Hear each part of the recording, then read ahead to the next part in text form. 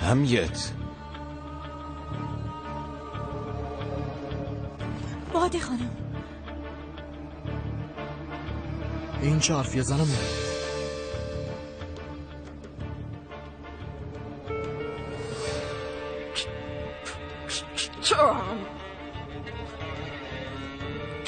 تو هم گم شو. هر دوتون از خونم گم شین. برین الان، همین الان.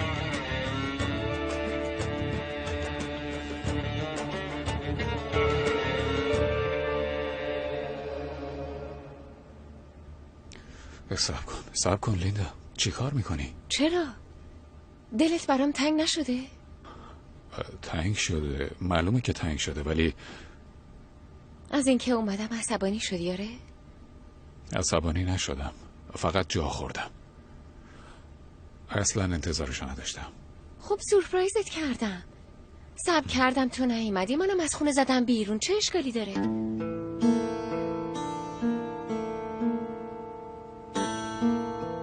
چند بار بهتون گفتم ها؟ چند بار گفتم لباساتون رو خیس خیس نندازی تو اون لگان لامصب ها؟ بابا همون با گنگ گرفته. خب دختر همش تقصیر توه، مگه قرار نبود تمیز کنی؟ کار من نبود که، کار این بود. دروغگو. کار توه بابا، خاله سرتپاش بو گم میده. خیلی خوب بسته دیگه، زود باشین برین تمیزش کنی، زود باشین دیگه.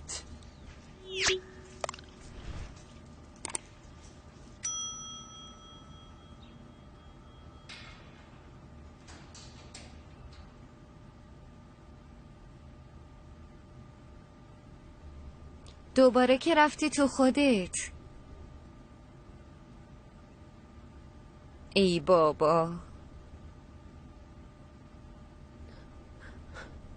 عزیزم، گریه نکن، اصلا ارزش اشکای تو رو اینا ندارن.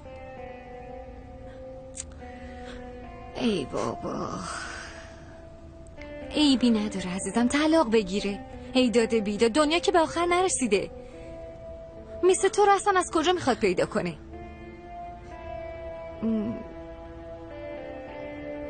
تو هنوز دوستش داری؟ نه. خب پس این چه وضعیه؟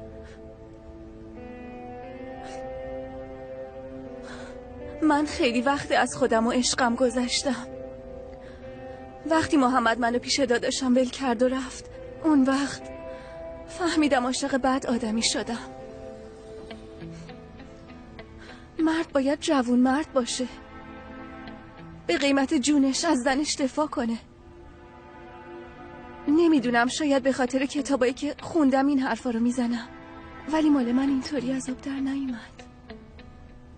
باشه مال تو اینجوری در نیومد، ولی هنوز عشقای واقعی وجود دارن. حالا عشق و عاشقی رو ولش کن، من نگران آینده پسرمم. کی میخواد ازش مراقبت کنه؟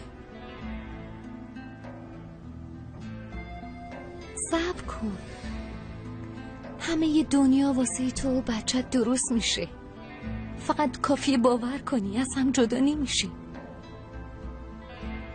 باشه با عشق و عاشقی کاری ندارم، ولی یه مرد خوب میاد پیدات میکنه، با هم خوشبخت میشی. خیلی خوب، حالا پاشو. بخور، سرد میشه، از دهن میفته. بخور دیگه، بودو.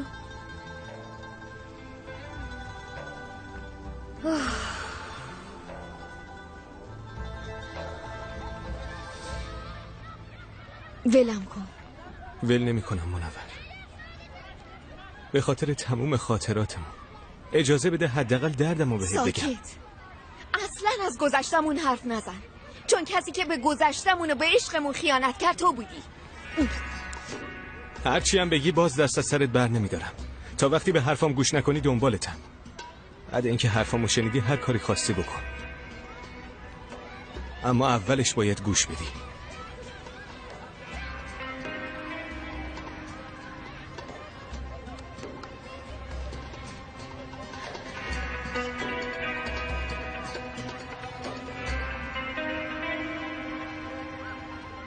یعنی چی که اونا خودشون گناهشونو میدونن همیت؟ ها؟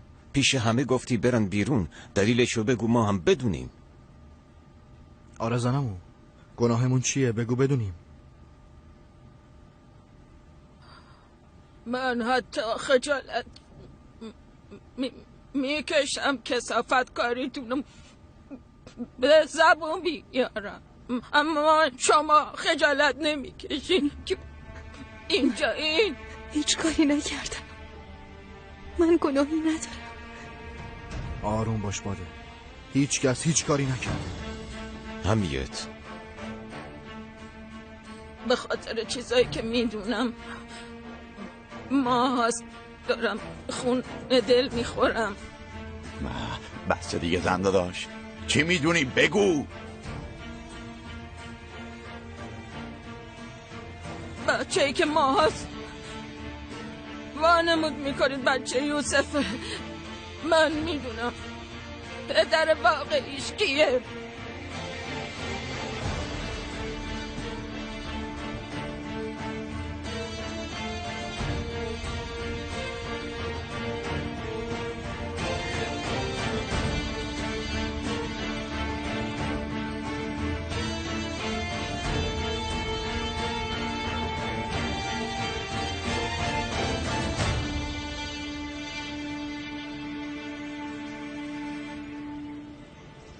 چرا سکوت کردی سلطان خانم؟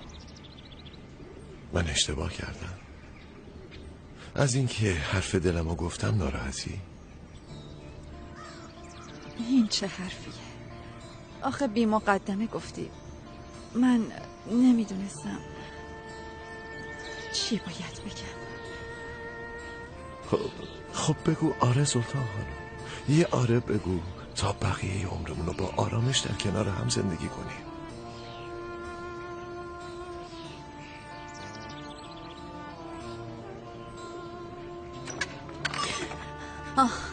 پسرم اومد.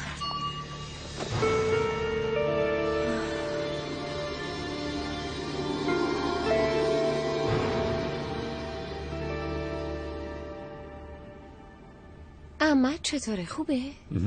بهتره. پس این یعنی دیگه اینجا کاری نداری؟ علی ببخشید مزاحم شدم، ولی اگه بری بالا خیلی خوب میشه. خیره، مشکلی پیش اومده؟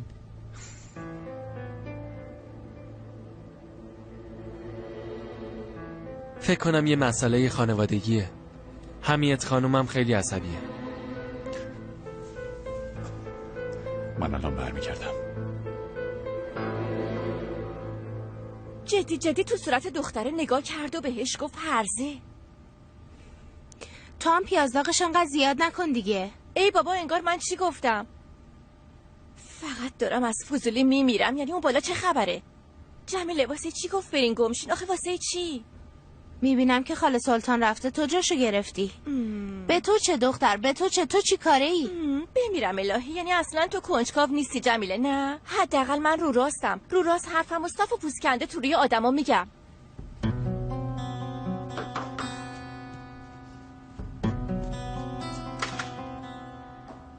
منور، چه خوب کردین که اومدین.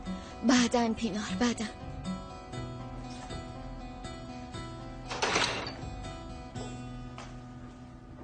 هر کی اینجا یه ادایی داره واسه ما. مشکلی با تو نداره، با ایگید رو در رو شد. خب چی شد؟ چی میخواستی بشه؟ ایگید میخواست باهاش حرف بزنه، منور خانومم محلش نداد، ولی تا برسیم خونه همش داشت گریه میکرد. اونم دمدمیه دیگه. اونو ولش کن. تو خونه یه قیامتی به پا شده که نگو. چی شده؟ حمیت خانم بالاخره حرف زد. جداً؟ خدا رو شکر. آره خیلی خوبه، ولی از دهنش اصلا حرفای خوب بیرون نیومد. باده خانمو نفرین کرد و بهش گفت برو گم شو، برو بیرون. معلوم بود اینطوری میشه. زنمو اصلا خودت میفهمی چی داری میگی؟ اینجا چه خبره؟ منور. مامان جون، مامان داری حرف میزنی؟ دخترم بگی بشین اینجا، در مورد یه موضوع مهم داریم حرف میزنیم. یعنی این چرت و پرتا رو باور میکنی عمو جون؟ آره؟ منم نمیدونم والا، دیگه نمیدونم چی رو باور کنم و چی رو باور نکنم. چی شده بابا جون، به منم میگی؟ چی میخواستی بشه؟ باده نه از داداشت بلکه از مهمت حامله بود. دروغه، یه دروغ بزرگ. چون از ازدواج با پلین منصرف شدم داریم بهم افترا میزنی. تو هم حرف بزن، یه چیزی بگو دخترم. با این حرفاتون فقط دل منو با آتیش نمیکشین. استخونه یوسفم تو قبر می‌لرزه. یه بار دیگه اسم پسرمو به زبون نیار، هیچ وقت. وگرنه تو خونی که ماهاست غرقم کردی خفت میکنم.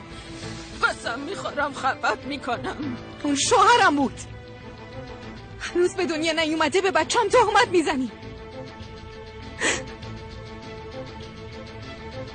آخه دیگه اونم از دست دادم.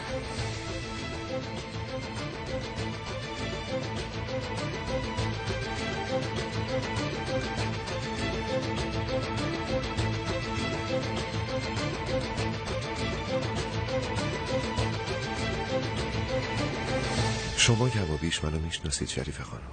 چه روزایی که ندیدم، چه چیزایی که پشت سر نذاشتم، غیر از اینه. اما من میخوام همه چیزو بذارم کنار. تصمیم گرفتم یه زندگی جدید و سلطان خانم شروع کنم. اگه دستی که به سمتش دراز کردم و بگیره، قول میدم تا آخر عمر تنهاش نذارم. البته اگه شما اجازه بدید. راستش آقا رشید، من نمیدونم چی بگم. سلطان خودش عاقله و یعنی بعد از اینکه شما حرفاتون رو زدین دیگه حرفی برای گفتن من نمیمونه. پس گفتن من میمونه خواهر ها؟ پسرم بهم چی میگه؟ بگو ببینم بهم چی میگه؟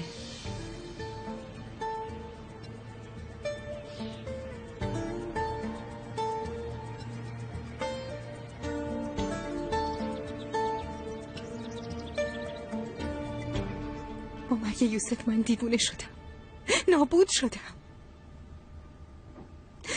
تنها چیزی که منو به اون ارتباط میداد بچهش بود، ولی با وجود اون همه ناراحتی اونم از دست دادم.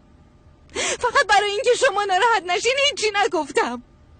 وقتی همه این اتفاقا برام افتاد فقط مهمت کنارم بود. اون مهمتی که ازش بدتون میومد، مهمتی که خوشتون نمیومد پیشم بود. اون روز وقتی تو بیمارستان با هم روبرو شدیم، رفته بودم اونجا تا بچه‌مو سقط کنم. وقتی من غرق این قصه هام، وقتی دارم با این ناراحتی و دست و پنجه نرم میکنم، این حرفا چیه؟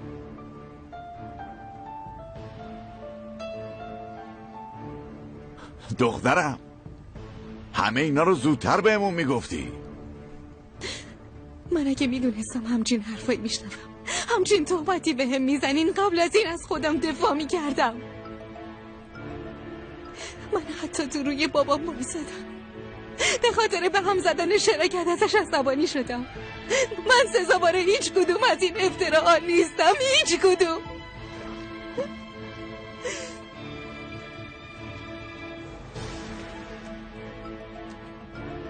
حلالت نمی کنم سلام.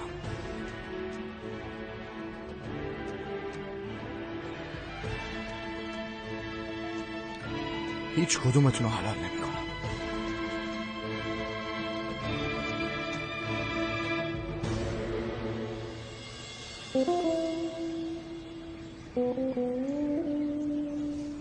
ببینم سلطان، حالا چه جوابی میخوای بهش بدی؟ والا نمیدونم. حرف دلتو بزن ببینم چی میگی. نمیگن پسر داره میخواد صاحب عروس بشه دم پیری و معرکه گیری؟ به کسی مربوط نیست. مگه عاشقی و ازدواج به سن و ساله؟ فقط این مهمه که تو راه درست رو پیش بگیری، دل اون بیچاره رو نشکنی. به پسرم چی بگم خواهر؟ ها؟ بگم حالا تو بشین، نوبت منه که ازدواج کنم. ایگیت پسر عاقلیه. اگه درست حسابی بهش توضیح بدی درک میکنه. مهم اینه که بتونی درست بهش بگی، درست حالیش کنی. ایگیت اومد خواهر. بیا خیر باشه. شما اینجا چه کار میکنی؟ ما آقا رشید بریم دیگه، سلطان آماده است. بریم، دیر شد، بریم بازار. خاله قربونت برم پسرم، تو اومدی؟ داشتیم همین الان میرفتیم بازار.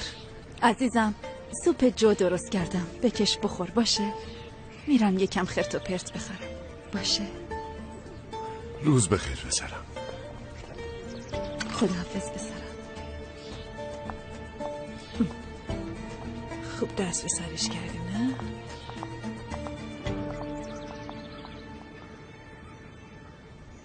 قبل اینکه بهشون افترا بزنی و بیرونشون کنی، کاش قبلش با مهمت هم حرف میزدی. فقط باده نیست که به مهمت هم افترا زدی.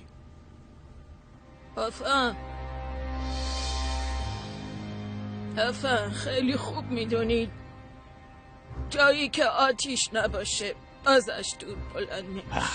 این دیگه خیلی زیادیه. تو این دختر رو چقدر میشناسی؟ ها؟ چطور حرف این دختر رو باور میکنی؟ چطور میتونی به عروس خودت، به بچه‌ای که بزرگ کردی تهمت بزنی؟ ها؟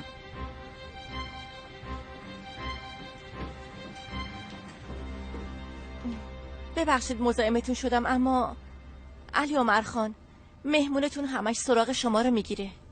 خیلی خوب. مهمونت کیه پسرم؟ دوست دخترم از کانادا اومده. پس اینطور. میخواسته سورپرایزم کنه. با اجازتون. خواهش میکنم بفرما.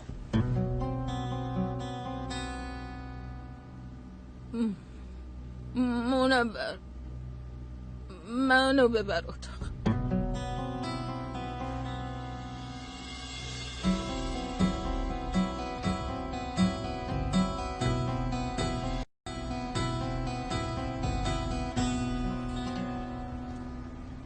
با عقلم جور در نمیاد مامان.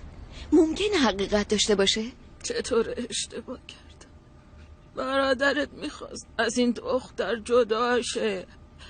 همیشه عصبانی بود.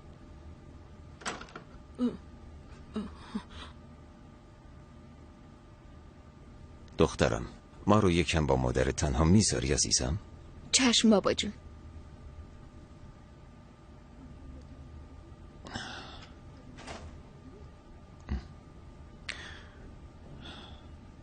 حمیت، کاشکی قبل از اینکه این موضوع رو بگی یه بارم با من حرف میزدی.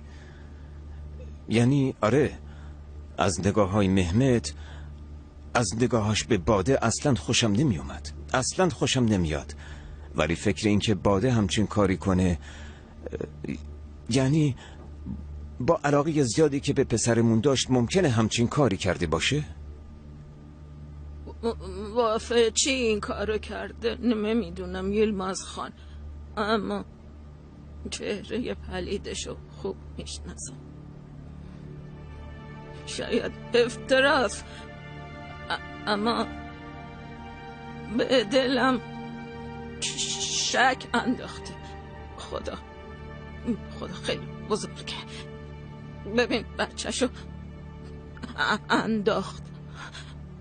تقدیر خدا این بود. شاید اون نوه ماست حمیت. شاید غممونو با اون تسلی میدادیم. این ماسخان، اگه میخوای آروم شم منو ببر پیش حوا. تو چی میگی همیت؟ یعنی بعد از خوب شدنت اولین چیزی که میخواستی بگی این بود؟ نمیدونی مفخان، من فقط برای حرف زدم با حوا خوب شد، برای رفتم پیش اون، برای دیدن اون سعی کردم خوب بشم. منو ببر پیش اون. واسه چی همیت؟ برای چی میخوای ببینیش؟ واسه چی؟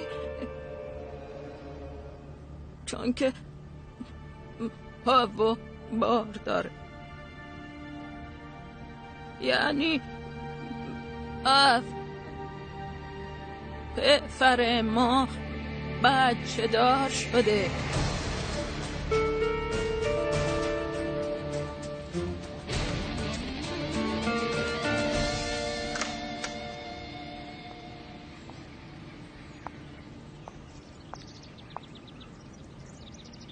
آقا فاتح واقعا ببخشید، نمیخواستم شاهد این اتفاقات باشی.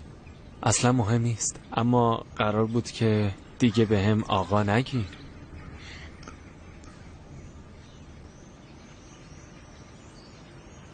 داداش جون میموندی نهار رو با هم میخوردیم. نه میخوایم بریم. فاتح رو میبریم فرودگاه، از اونجا میریم خونه. باشه.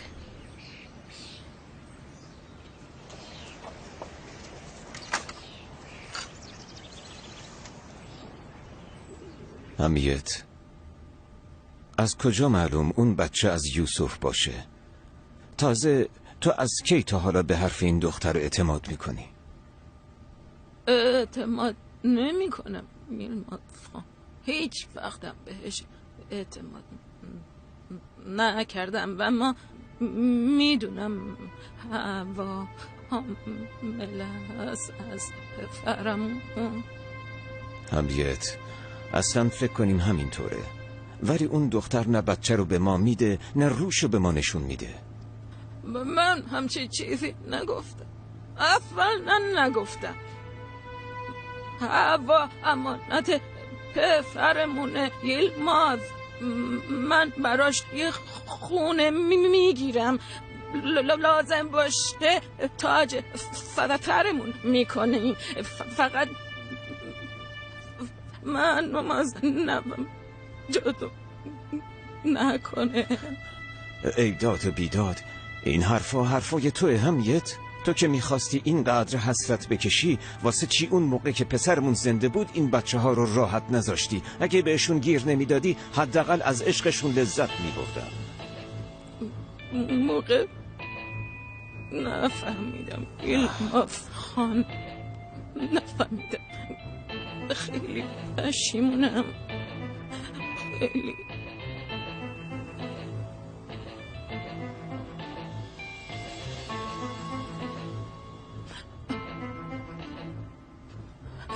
منو ببر پیش هوا یلماز خان، همین الان.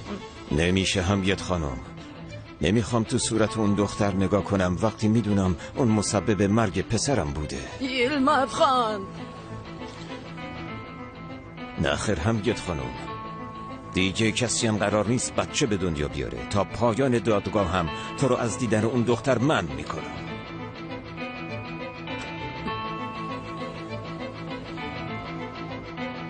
تو اینطور فکر کنی مفهوم.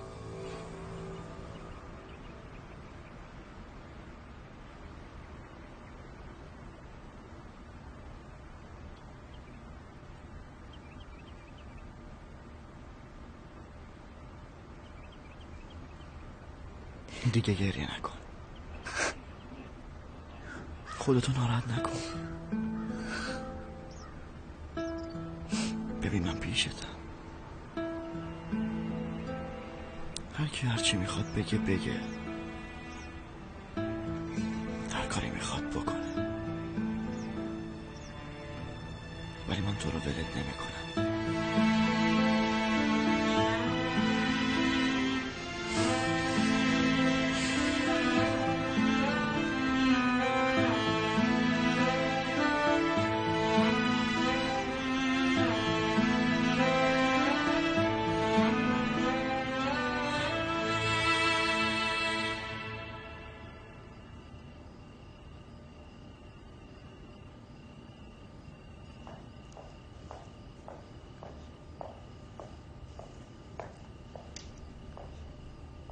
اینجا خیلی دوره، خسته شدم.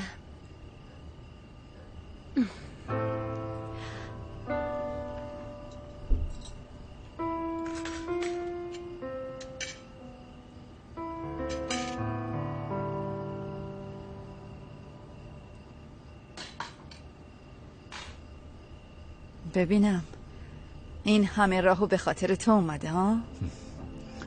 تصمیم جدیه در مورد این دختره؟ میگی نمیشه؟ وقتی تو بگی آره دیگه حرفی برای من نمیمونه. چه میدونم همچین دختری رو تو آشپزخونه مجسم کردن یکم سخته. خب بعد دیدم دستشو بگیری و باهاش یه چرخی هم بزنی بازم بهت نمیاد. چون تو خیلی منو دوست داری فکر میکنی هیچکی بهم نمیاد. اگه اونی که بهت بیاد و ببینم خودم آستینامو بالا میزنم. ولی بذار یه چیزی بهت بگم.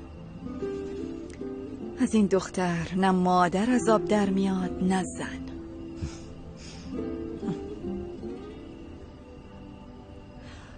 تو نمیخوای بیای علی؟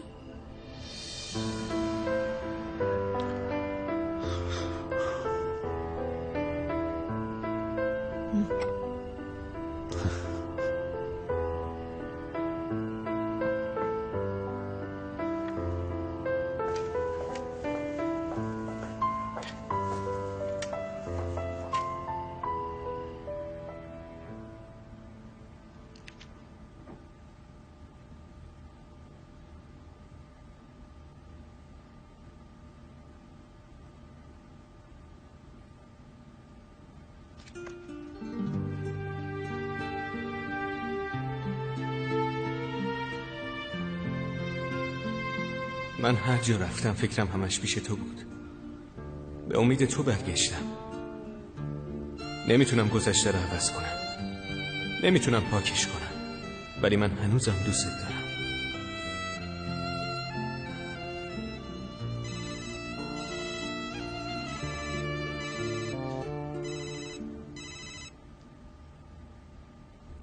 بله منور. ایگید فقط قطع نکن وگرنه میام خونتون. پس اینطوریه؟ اونطوری یا اینطوری در هر صورت میخوام به حرفم گوش کنی. میشنوم. تلفنی نمیشه. فردا یه جا بشینیم با هم حرف بزنیم. نمیشه با هم حرف بزنیم. هرچی میخوای الان بگو. چرا نمیخوای منور؟ میترسی با هم تنها باشی؟ یا میترسی تحت تاثیر حرفام قرار بگیری؟ چه ربطی داره عزیزم؟ فردا میبینمت.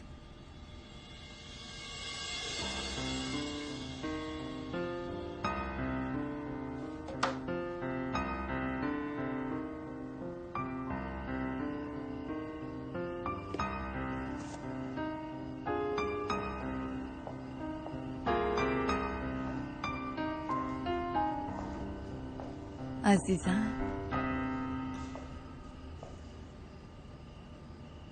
میخندی؟ خیره؟ هیچی. ایگیتم عزیز مادر، از اون خونه و اهل خونه فاصله گرفتی دیگه نه؟ اون دختر دیگه برای تو یار نمیشه. همینقدر بهت بگم. نمیخوام چیزی بشنوم.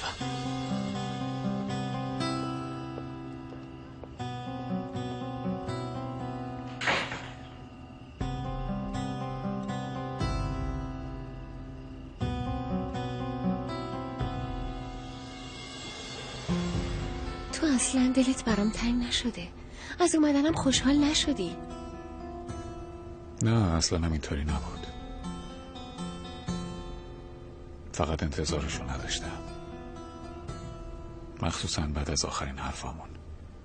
2 ماه گذشت علی، هنوز به اون فکر میکنی؟ اون همه بهت زنگ زدم، به تلفنم جواب ندادی.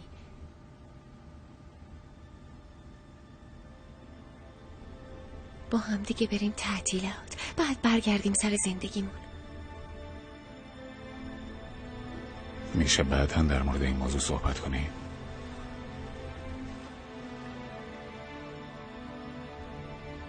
باشه.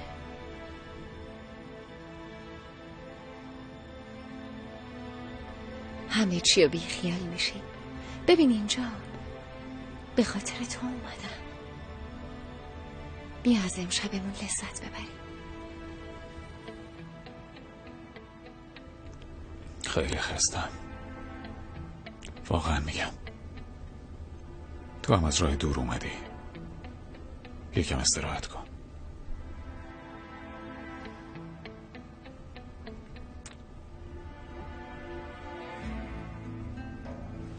منم میرم یکم هوا بخورم.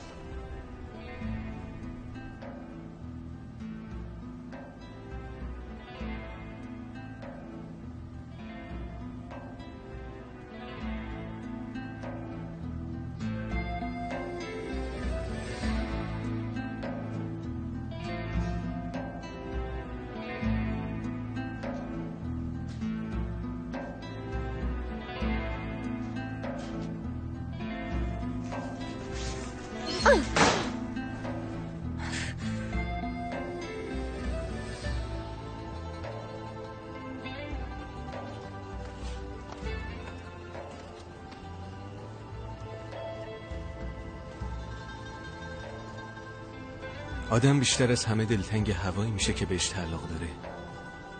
درست نمیگم داداش؟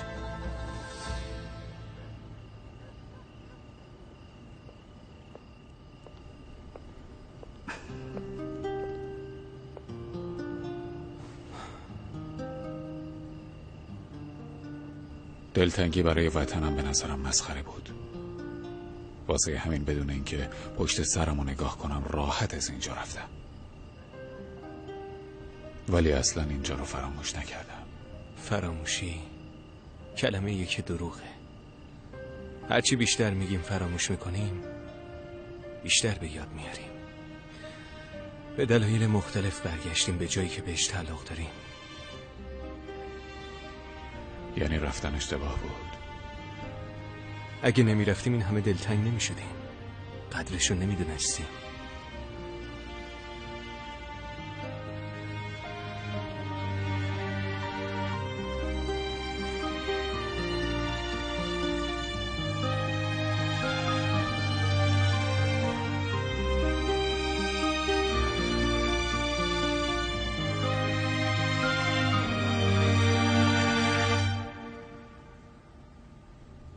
Good morning.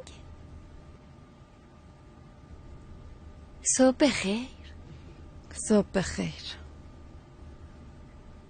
خب علی کجاست؟ رفته بیرون. معلوم نیست چی کار کرده، بیچاره رو فراری داده.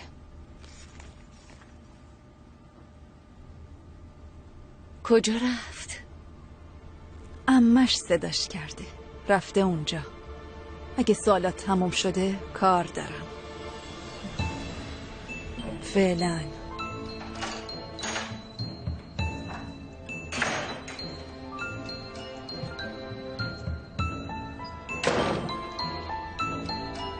هیچ وقت فراموش نمی کنی. نوش جانتون.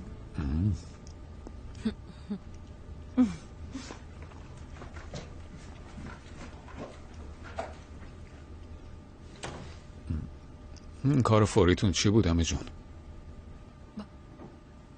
با هادیه حرفایی دارم. میدونی پسر من یوسف من چجوری مرد؟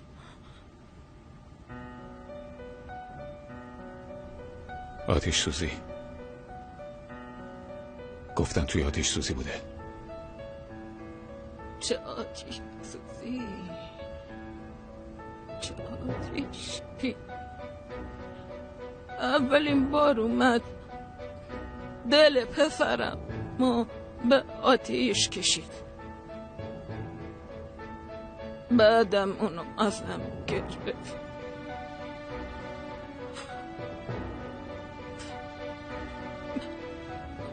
میدونی اسم این آتیش چیه؟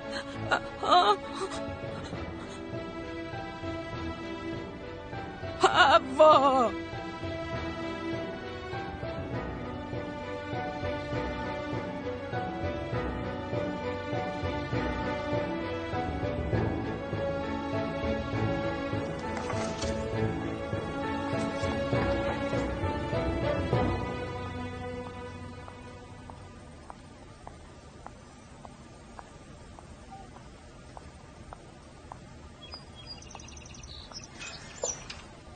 وای وای وای وای، چه خواهر زن سر صبحی. خواب نامزد تو دیدی؟ حالا اومدی خودشو ببینی؟ چرا عصبانی میشی؟ ببین منو، حالا تو ازدواج کن، بهت قول میدم پهن‌ترین علنگو رو خودم دستت کنم. آخه خیلی وقت پیش باید اینطوری بشه. رمزی داری با کی حرف میزنی ها؟ تازه عروس اومده، با اون حرف میزدم. انقدر ور زیادی نزن. چی میگی آخه؟ چرا به این گفتی خواهر؟ کی گفته؟ من گفتم؟ آقا رشید خودش مژده داده. تو هم را بیفت دیگه، دست از خوشمزگیت بردار. بیا بریم ببینم خون باید بدیم، چی باید بدیم. زود چه باش. خونی؟ نمیدونم، کنترل دیگه. زود باش دیگه، را بیفت. بابا بریم زن. آقا رشید خونه است؟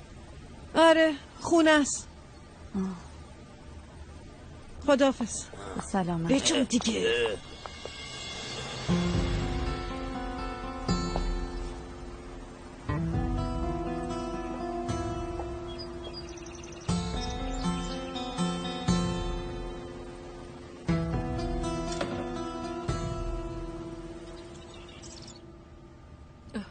پسرم، هنوز باورم نمیشه. ازت انتظار نداشتم.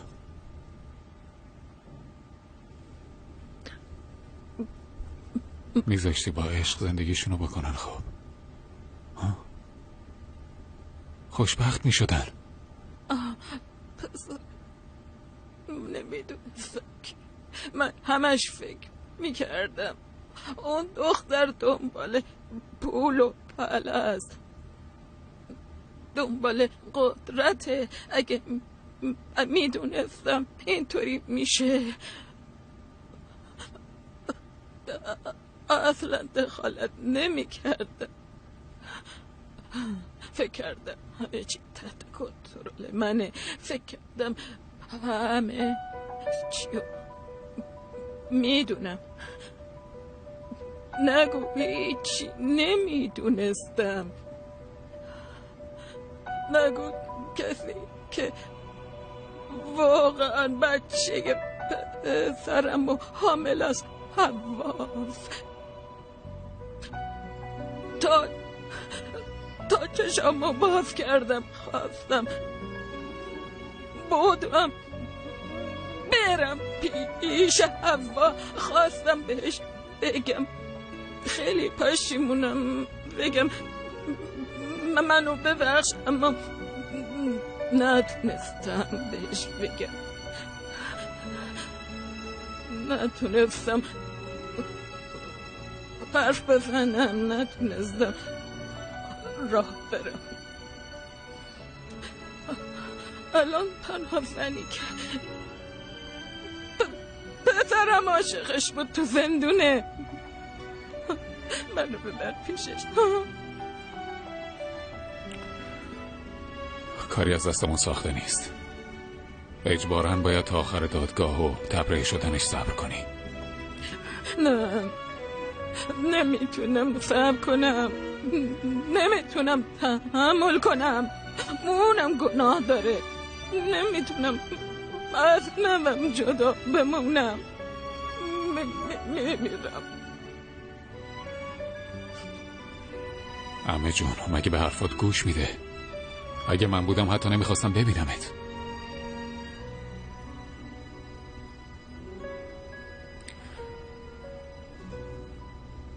اینو واسه ناراحت کردنت نمیگم، واسه اینکه حقیقته میگم. اگه تو باشی به کسی که دوستت نداره، از عشقت جدات کرده و بهت اعتماد نداره، اعتماد میکنی؟ میکنی؟ ها؟ باور نمیکنم. به اعتماد نمیکنم. حق داری، اما من تو رو واسه این صدا کردم که بهم کمک کنی. تو رو خدا برو پیش حوا. تو رو خدا کف پاتو میبوسم، کف پاتو میبوسم. باش حرف بزن، بگو خیلی پشیمونم. قانعش کن حداقل بتونم باهاش رو در رو حرف بزنم. آخه مگه میشه؟ من حتی این دختر رو نمیشناسم. آره حق داری. آخه اگه الان من به یکی از اهالی خونه بگم که نمیرن چون که کلن هوا رو فراموش کردن مثل من واسه همین میگم برو. وجدانم آروم نمیگیره علی عمر. تو خدا برو وجدانم آروم بشه. میری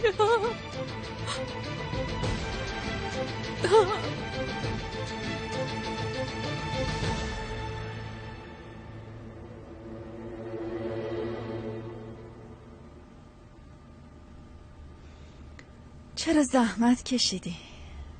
چه زحمتی سلطان خانم؟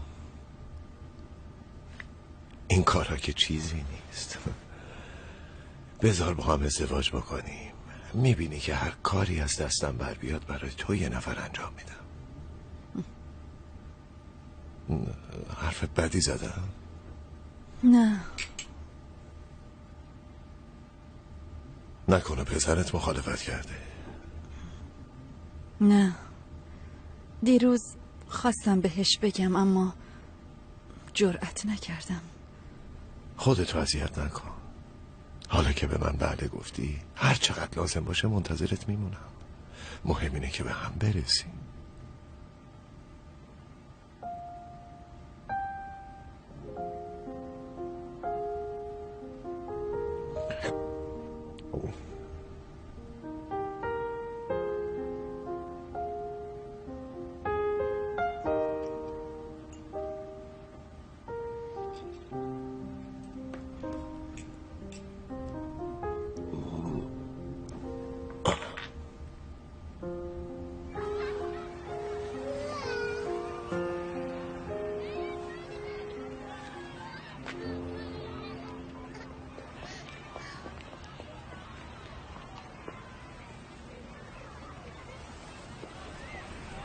منور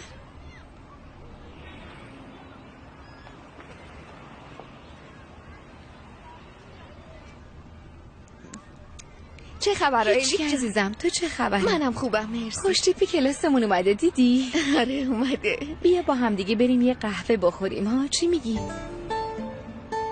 آره باشه.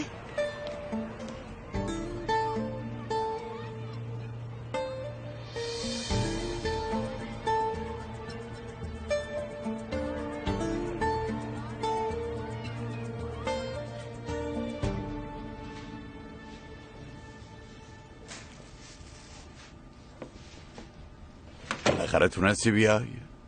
دیشب کجا بودی؟ خونه نیومدی؟ خونه؟ انگار فراموش کردی بابا. زنم و من از اون خونه بیرون کرد. تو هم از پسرت حمایت نکردی. چجوری ازت حمایت کنم پسر جون؟ هر جا دست میندازم گنگکاریات میاد دستم. بهت گفتم این زن فاصله بگیر ولی انگار نه انگار. از هر جا آتیش در میاد تو اونجایی. میدونی میسوزی و دستی دستی خودتو تو آتیش میندازی. حالا آخر عاقبتش چی میشه خدا میدونه. بی آبروییتون بالاخره پاچتون رو گرفت. ولی دیگه بسته. از اون دختره باید دور بشی. فهمیدی؟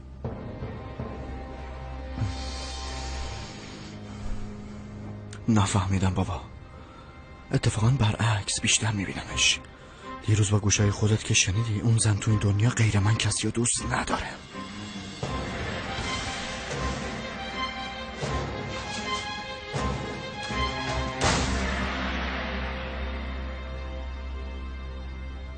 پس برادرزاده حمیت خانومین؟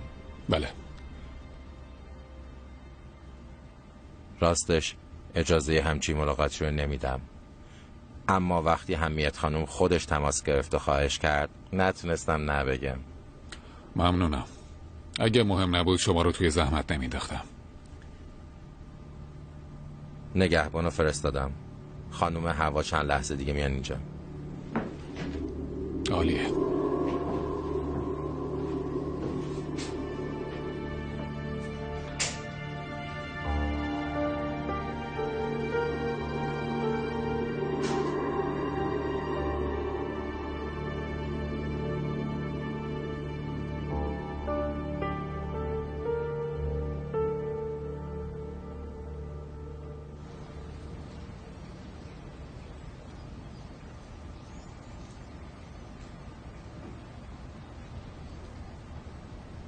واسه پسرت اسم انتخاب کردی؟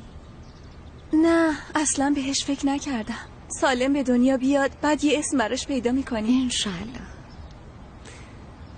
من انتخاب کردم. یوسف زیا میخوام بذارم. یوسف زیا.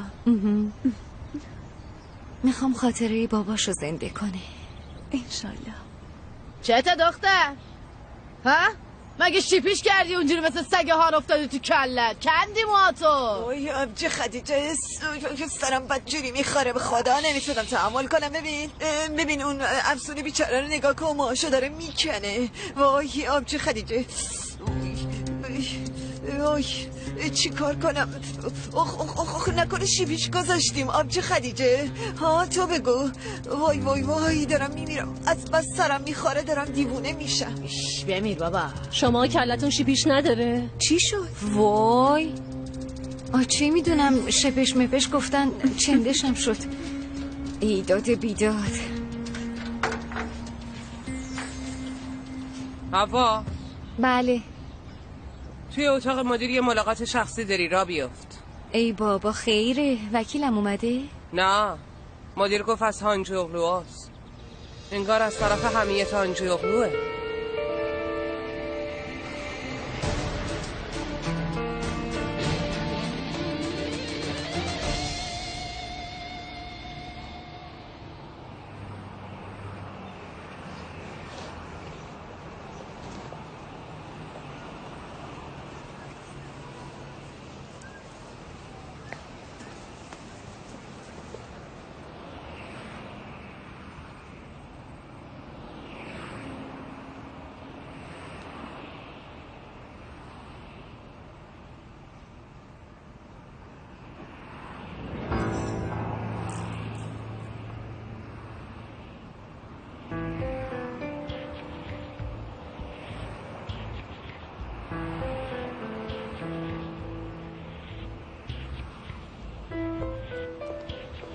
منتظر من بودی؟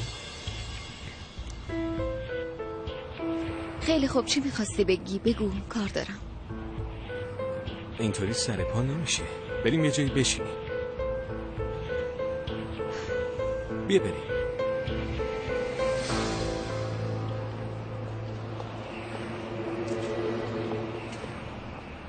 من حرفی واسه گفتن به آدمی که حمیت هانجی اغلو فرستاده ندارم. هوا چیه؟ تو برو به حرفاشون گوش کن. نمیخواد چیزی بگی. شاید یه چیز مهمی میخوان بگن که آدم فرستادن. سیفدا به من گفتن قاتل آدمی هستی که عاشقش بودم. بس نبود؟ تازه بهم گفتن خودت و بچت هر دو تاتون تو این سوراخ بمیرین. دیگه بسه. حرف دیگه ای نمونده. بس دیگه، اینقدر کشش نده. مدیر گفت پرشتار بیار. حرف زیادی نزن، را بیاف یالا. ای داده بیداد مگه زوره؟ خیلی خوب زحل خانوم، مجبورش نکن. نمیخواد. خب اصلا به تو چه؟ اگه مجبوری یکی رو ببری خب من میام. بریم ببینم دردشون چیه. چی؟ چه اشکالی داره مگه؟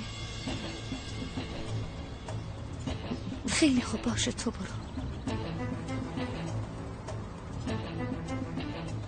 به مدیر میگیم هوا مریض بود منو فرستاد. واسه تو هم دردسر نمیشه.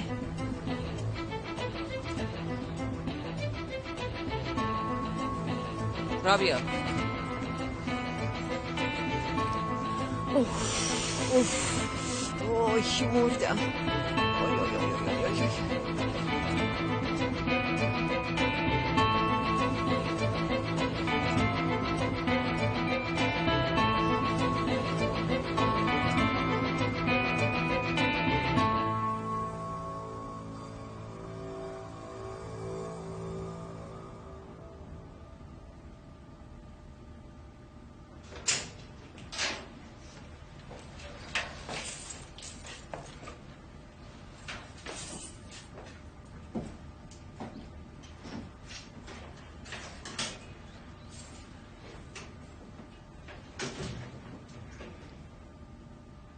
حوا شما هستین؟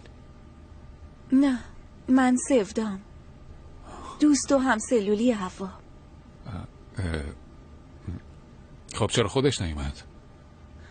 گفت من با فرستاده حمیت خانم حرفی ندارم. کاش که میومد و حرفامون میشنید.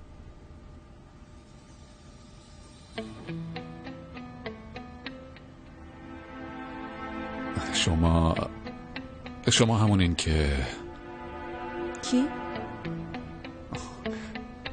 تو بیمارستان هم دیگر رو دیده بودیم.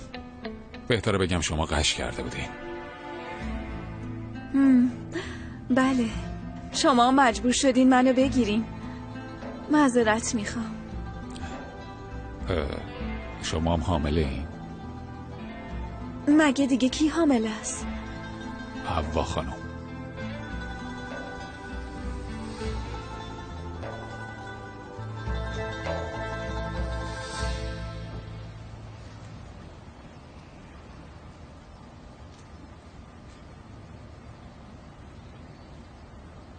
سلام علیکم آقا عادل. علیک السلام. این علنگوها چند در میان بگو نه؟ والا بستگی به وزنش داره. خب حالا یه چیز متوسط بخوام چقدر واسم در میان؟ بین 3000 تا 8000 متغیره. نه بابا چه خبره؟ مگه داریم ماشین دست دوم میخریم؟ والا قیمت ها اینطوریه. خیر عروسی چیزی در راهه؟ حالا ببینیم. والا داداش رمزی تا هم مثل خانواده خودمی. از دست هان جوغلا کلی بلا سرمون اومد. حالا بازم میخوای باشون فامیل چی؟ این دیگه از کجا داره من؟ خیلی خوب بابا، منو سیاه نکن. همین یکم پیش ایگی تو با منور دیدم. نه بابا.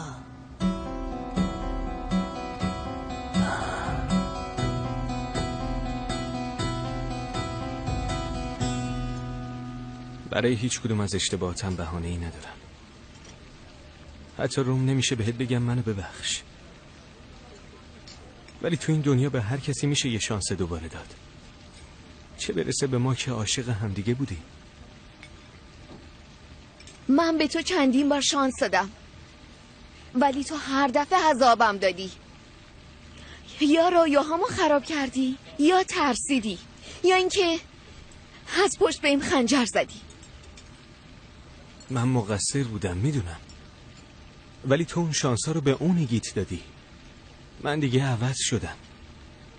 دور از تو، دور از اینجا، تو تنهایی خودم تمام اتفاقایی که افتاد و یکی یکی تو ذهنم مرور کردم. میدونم کی بیشتر از همه عصبانی شدی. همون اول اگه از عشقم حمایت میکردم، در مقابل سیلی برادرت سکوت نمیکردم، هیچ کدوم از این اتفاقا نمیافتاد. اما گفتم اتفاقی که افتاده، گذشته رو نمیتونیم تغییر بدیم. اما اگه تو اجازه بدی، حاضرم به خاطر تو جلوی تموم دنیا وایسم. حق داری، گذشته رو نمیتونیم تغییر بدیم، ولی پاکش هم نمیشه کرد.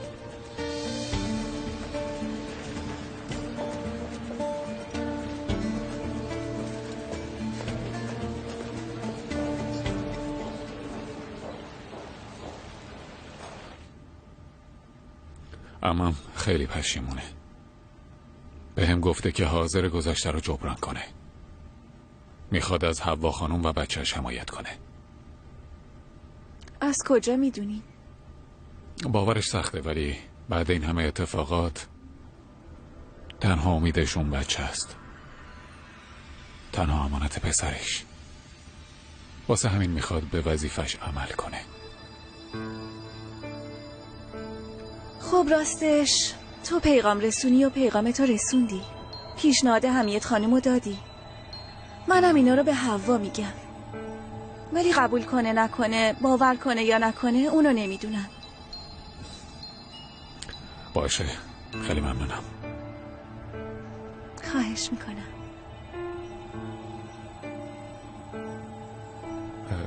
ببخشید، اون روز توی بیمارستان برای چی غش کردین؟ مریض بودین؟ مریض بودم. به خاطر بچه بود؟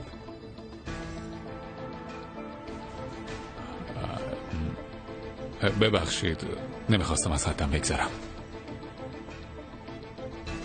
من با حوا حرف میزنم. روز بخیر. روز شما هم بخیر خانم.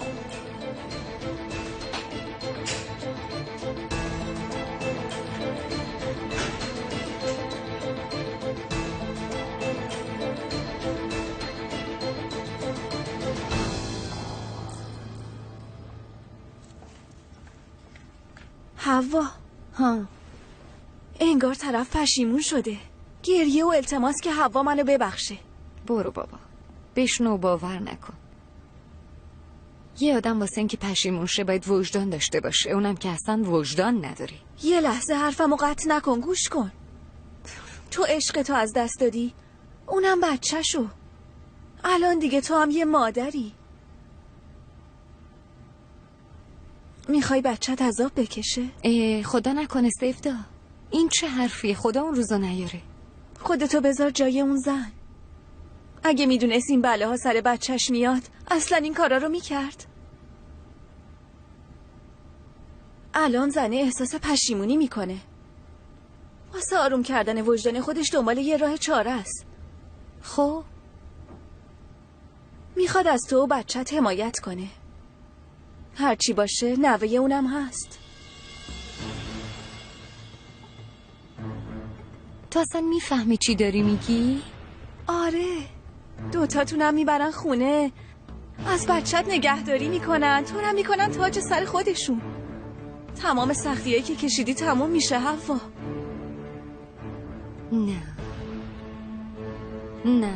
نه این ممکن نیست. هرگز بچه‌مو نمیدم. اگه بمیرمم بچه‌مو نمیدم. تو دیوونه شدی؟ دارم میگم ازتون حمایت میکنن. من فکر و ذکرم اینه که بچه‌مو به کی بسپرم. اون وقت تو داری لگد به بختت میزنی. تو حمیت هانجیوغلو رو نمیشناسی. من امروز بچه‌مو میفرستم پیش اون فردا من از این کشور میندازه بیرون. این دفعه دیگه واقعا منو میکشه. مزخرف نگو. مگه آدم کشتن به این راحتیه؟ آره، به همین راحتیه. باشه، من دیگه بیشتر از این نمیخوام حرف بزنم. دیگه در این مورد صحبت نکنیم.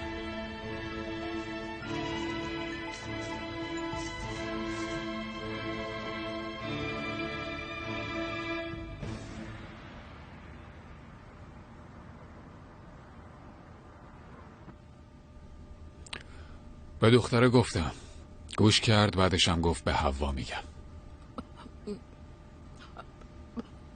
اگه قبول نکنه حالا باید صبر کنی همه جون. باشه، اما ببین حوا حتی نخواسته بیاد باهات رو به روشه. خب قصد و نیتمونه که نمیدونسته، ولی الان دیگه میدونه. علی اومد. تو رو خدا پسرم، تو رو خدا عزیز دلم، یه بار دیگه هم برو. تو رو خدا شاید این دفعه قانعش کنی، شاید این دفعه خودش بیاد پیشت. والا اینجوری بنده نمیمونم. اگه نبم پیشم نباشه به خدا میمیرم، زنده نمیمونم، میمیرم.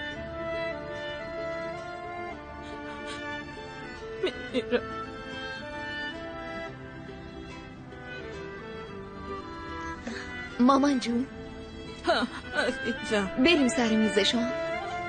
باشه عزیزم، بریم.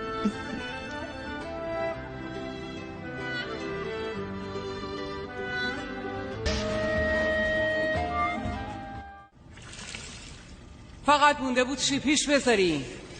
بی خاصیت ها اونم که گذاشتین ماشالله. انگار خودمون خواستیم. بریز دختر، اوف بریز دیگه، از گردم به پایی بریز. سوختم انقدر خاروندم خودمو. بسته دیگه دختر، کمتر بریز، الان همتون مسموم میشین. آی اصلا میدونین چیه؟ باید موهای همتون رو از سر بتراشم. یواش دردم اومد. عادت کن عزیزم به اینا. وقتی که از خیر خونه آنچنانی با اون همه پول میگذری باید منتظر همچین بدبختیایی هم باشی. تو رو خدا دوباره اون موضوع رو پیش نکش. تو رو خدا سیبدا. خب یکم فکر کن حوا. من به خاطر تو دارم میگم. به اون زنه بگی آره یا نه برای من چه فرقی داره؟ فقط به خودت فکر نکن. گناه اون بچه تو شکمت چیه؟ بخوای نخوای نوه اونا هم هست. بذار اونا هم وجدانشون رو راحت کنن. ضرر نرسونم، خیرشونم نخواستم. خدا رو شکر از پس خودم برمیام. الا و بلا میخوای این بچه رو تو این دخمه بزرگ کنی؟ آره؟ نه خیر، بزرگش نمیکنم. از اینجا میرم بیرون. بیچاره میشه. به نظرم باید بیشتر فکر کنی حوا. این شانس رو نباید از دست بدی. هرچی باشه از توی زندان بزرگ شدن که خیلی بهتره. خیلی خوب باشه، بده من، خودم شروع میکنم.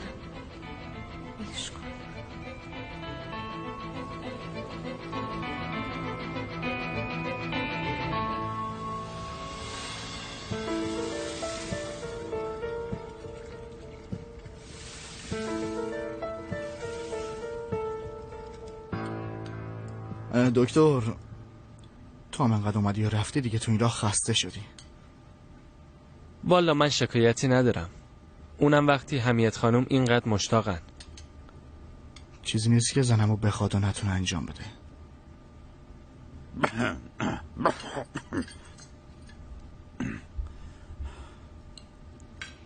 لیندا جان، تو چه کار میکنی تو کانادا؟ تو آژانس تبلیغاتی کار میکنم. کار سنگینیه ولی خیلی خوبه. واقعا؟ این تعطیلات واسه منم خیلی خوب شد، ولی نمیتونم زیاد بمونم. چند روز دیگه باید برگردیم. یه عالمه کار منتظرمونه. تازه علی دلش برای کانادا تنگ شده.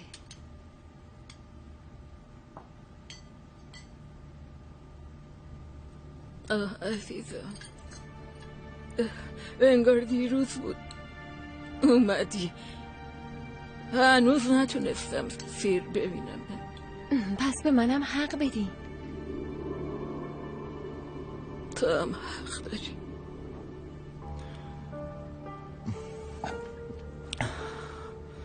از صحبتاتون آدم سیر نمیشه. با اجازتون. نوش جون پسرم.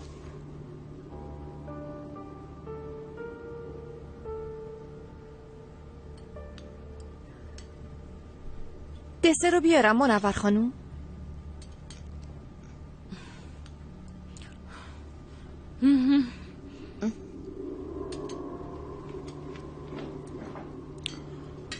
ما هم با اجازتون میریم، دیر شده.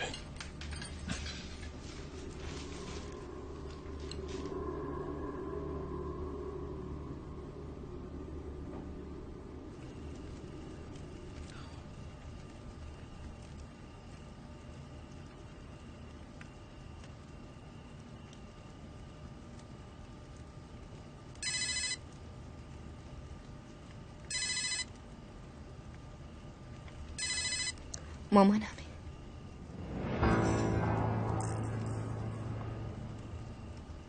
نمیخوای جواب بدی؟ جواب بدم چی بگم؟ اگه چیزی شنیده باشه چی؟ خب بگو دروغه. اگه شنیده باشه بچه‌مو سقط کردم. بابام این دفعه به زور دستمو میگیره میبره. تو میخوای بری؟ حرف دلتو بگو.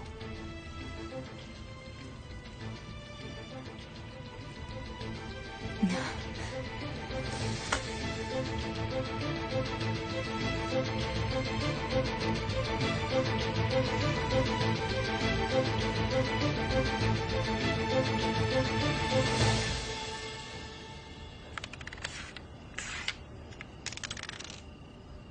پیر شدی آقا، دیگه نمیتونی جفت بیاری. تو عشق برنده شم، شکست قمار رو میتونم تحمل کنم. وای وای وای وای، زبونت باز شده.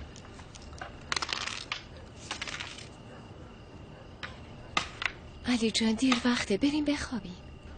تو برو بخواب عزیزم، من یکم دیگه میام.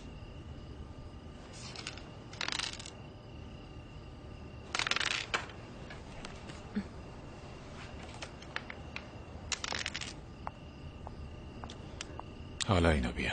داداش میرفتی دختره ناراحت میشه. بنداز، نوبت توه.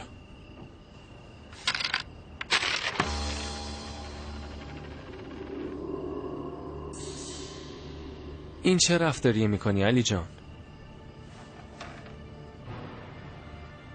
ببین دختره تا اینجا پا شده اومده، بعدش هم بهش گفتی 3 روز میری مسافرت، الان 2 ماه موندی، فقط مونده بهش بگی تو برو من بعدم میام. اونی که رابطه بینمون رو جدی گرفته اونه، اونی که میخواد آزاد باشه باز اونه. من هر وقت خواستم رابطمون رو جدی کنم گفته نه، میفهمی؟ میدونه چقدر بچه دوست دارم ولی اصلا از بچه حرفی نمیزنه. میگم ازدواج کنیم، میگه نمیخوام پایبند باشم، دقیقا همینو میگه. الانم پای شده اومده اینجا فقط واسه کنترل کردن من. معلومه که دوستت داره داداش، شایدم دیگه نمیخواد رابطتون اینطوری باشه. فکر نمیکنم، تمام فکر اون اینه که بدون اینجا چه خبره. فقط فضوله، منم دیگه از این رفتاراش خسته شدم. هر کی یه مشکلی داره دیگه. عجب، مشکل تو چیه فاتح جون؟ از وقتی اومدی خیلی عجب غریبی.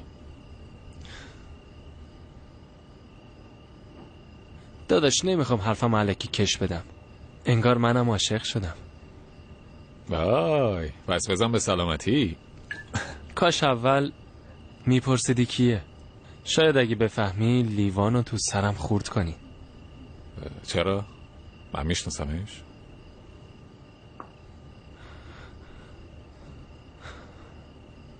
راجب منور حرف میزنم داداش. منور؟ منور ما؟ آره. خب خودش خبر داره؟ گفتم اول با تو حرف بزنم. خب میگم نکنه اونم همین حس و نسبت به تو داشته باشه. نمیدونم، چون پای تو وسط بود نمیتونستم بهش نزدیک شم. گفتم با احتیاط رفتار کنم، دیگه وقتش سر و سامون بگیرم. کی میخواد سر و سامون بگیره؟ به زودی آقا فاتح هم قاطی مرغا میشه واسمون. به سلامتی، مبارکه.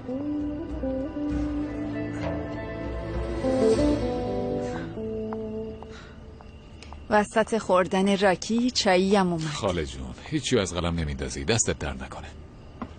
خدا بیامرز بابات واصف خان میگفت قانون خوردن راکی اینه، وسط خوردن راکی حتما باید چایی خورد. من نمیخورم، خستم، میخوام بخوابم. حداقل با هم حرف میزنیم. بعداً مامان، شب بخیر. شب بخیر.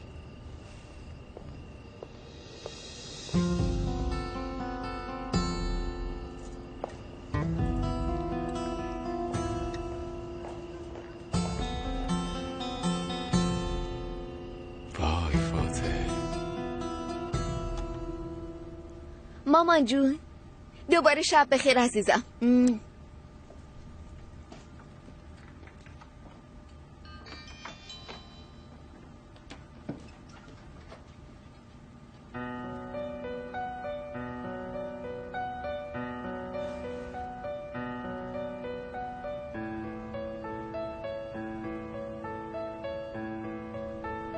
خیلی وقته که ندیدمت. دلم میخواست توی چشمات نگاه میکردم. خیلی وقته به سوالای توی ذهنت جواب ندادم، گرمای بدنتو لمس نکردم. خیلی وقته که یه زن توی شعر منتظر منه. روی یه شاخه بودیم اما از شاخه افتادیم و از هم جدا شدیم. بینمون خیلی وقت فاصله افتاده، یه عالمه راه داریم.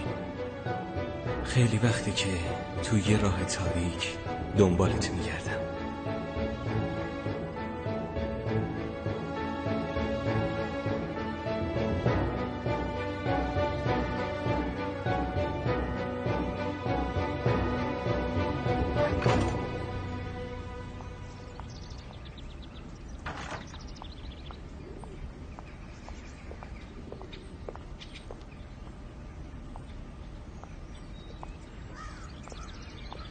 صبح بخیر.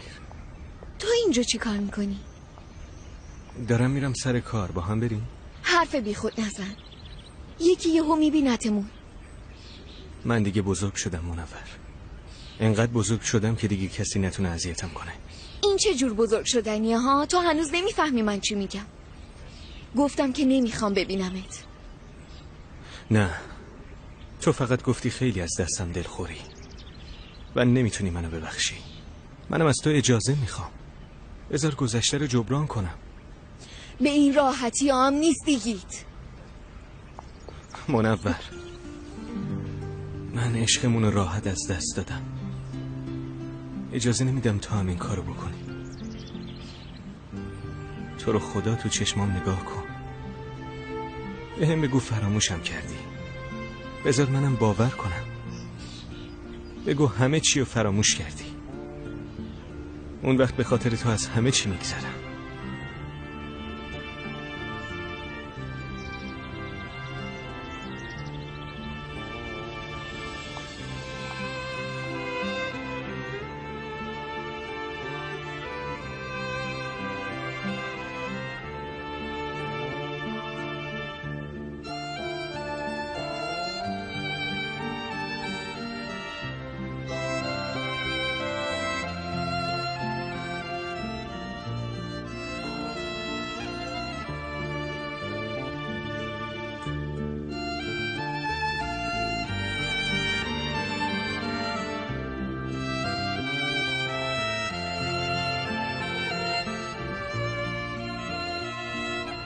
خودش نیومده ولی یکی از خونه فرستاده. کیو؟ پینا رو؟ مراد و کیو فرستاده؟ چه میدونم، هر کیو که فرستاده بوده خوب بلد بوده حرف بزنه. گفته رو سرم جا داره، میذارمش رو سرم، تاج سرم میکنمش. چه میدونم از این حرفا. با تو چی کار میکنه رو نمیدونم، ولی پسر تو مثل یه شاهزاده بزرگ میکنه، شک نکن. والا نمیدونم خاله، مگه همین 2 ماه پیش بهم نگفتن ها؟ نگفتن خودت و بچت هر دوتا بمیرین تو اون سوراخی؟ آره خب راست میگی. منم دیگه عقلم قد نمیده دختر. این همه عذاب دادم، ما هر چی باشه حمیت دیگه. از پسرت، از خودت که مادر این بچه‌ای مراقبت میکنه، ولی بعدش چه میدونم. چی؟ ول کن، هیچی، اینجا جاش نیست، ول کن. اتفاقا خیلی هم جاشه. بگو چی شده، زود باش. بودو. این رشید هست. خب به هم گفت بیا با هم ازدواج کنیم. چرا اینجوری نگاه میکنی؟ خدای من،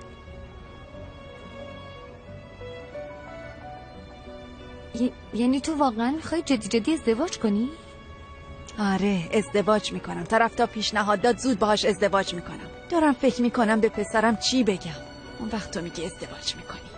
خب بهش بگو نمیتونی بگی. مگه میشه؟ چرا نمیشه؟ تو این آدم رو دوست داری خاله. تفرنه رو دوستش داری دیگه. خب فقط مونده به ایگیت بگی. فکر میکنی اون فردا ازدواج کنه؟ برمیگرده پشت سرش رو نگاه کنه بگه بیچاره مادرم؟ تنها میمونی خاله. بهش بگو و از عشقت حمایت کن. جدی میگم. باشه ایگیت هم تو رو درک میکنه. اون خودش میدونه عاشقی چیه. آره میدونه عاشقی چیه. تو نمیخواد عشق و عاشقی رو یادش بندازی. عاشقیش بخوره تو سرش. والا راست میگم. ببین این چیزا رو یاد پسر نندازیان، اعصابم خورد میشه با اون عاشقیش.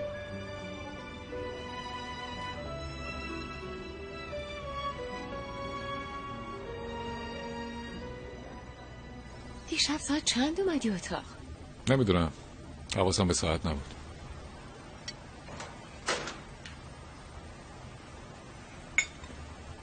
صبح خیر. صبح خیر. چه خبره اینقدر میخوابی آخه بچه جون؟ دیشب اصلا نتونستم بخوابم.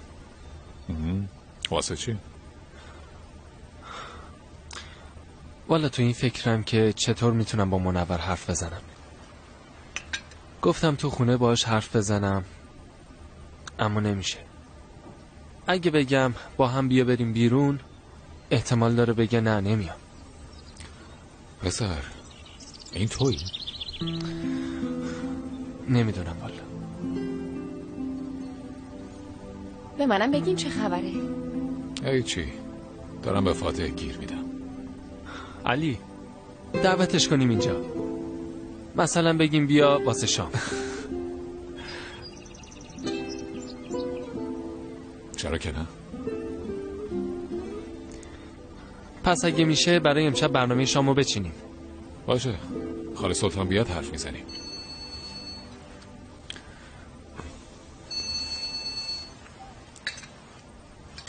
جونم عمو. صبح بخیر پسران. گزارشات گذشته ای رو که از بانک خواسته بودیم برامون فرستادن. اگه بیای شرکت با هم یه نگاهی بهشون میندازیم. باشه، یکم دیگه میام. تو شرکت هم دیگه رو میبینیم. کجا میخوای بری؟ میرم شرکت، کار دارم. مگه قرار نبود امروز بریم گردش؟ خودت برو. تازه موقع عکس گرفتنم که دوست داری تنها باشی. کارت که تموم شد بهم زنگ بزن. فاتح جان تو هم با خاله سلطان حرف بزن. واسه شام امشب برنامه ریزی کنیم. باشه؟ باشه.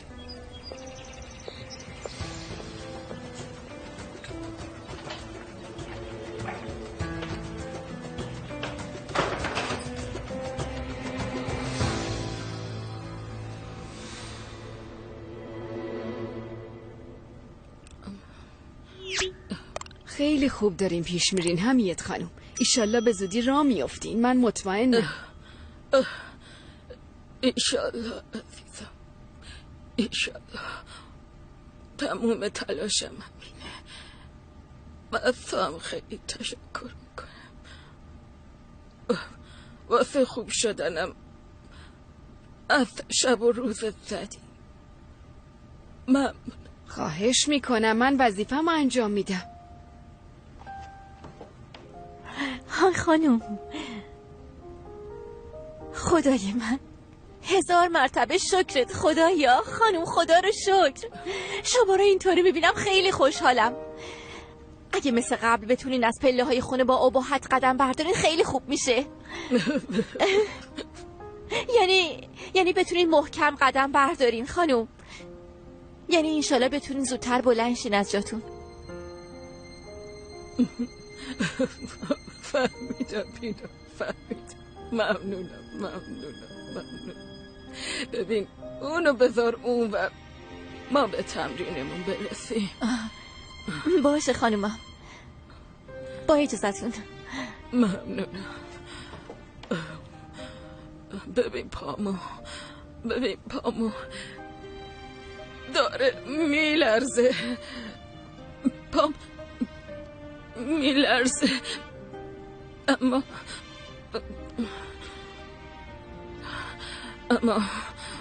نباید بلرزه. به زود دیگه نمیلرزه مگه نه؟ البته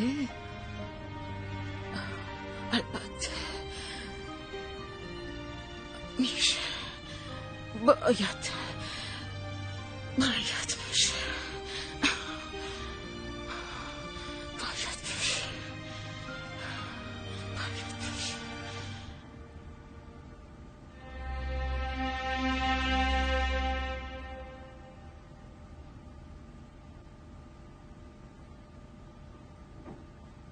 آخرین پیشنهادشون واقعا منطقی عمو جون.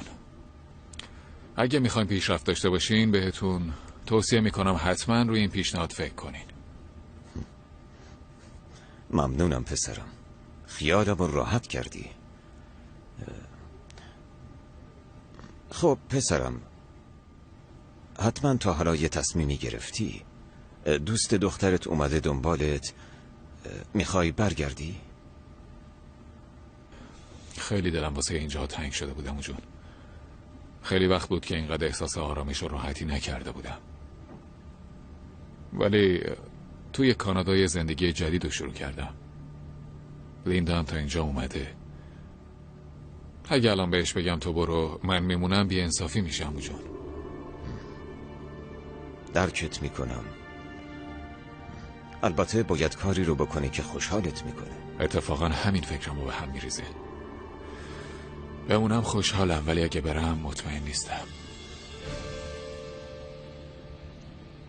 به ندای دلت گوش بده پسرم، چون با عقل نمیشه چنین تصمیم‌های مهمی رو گرفت.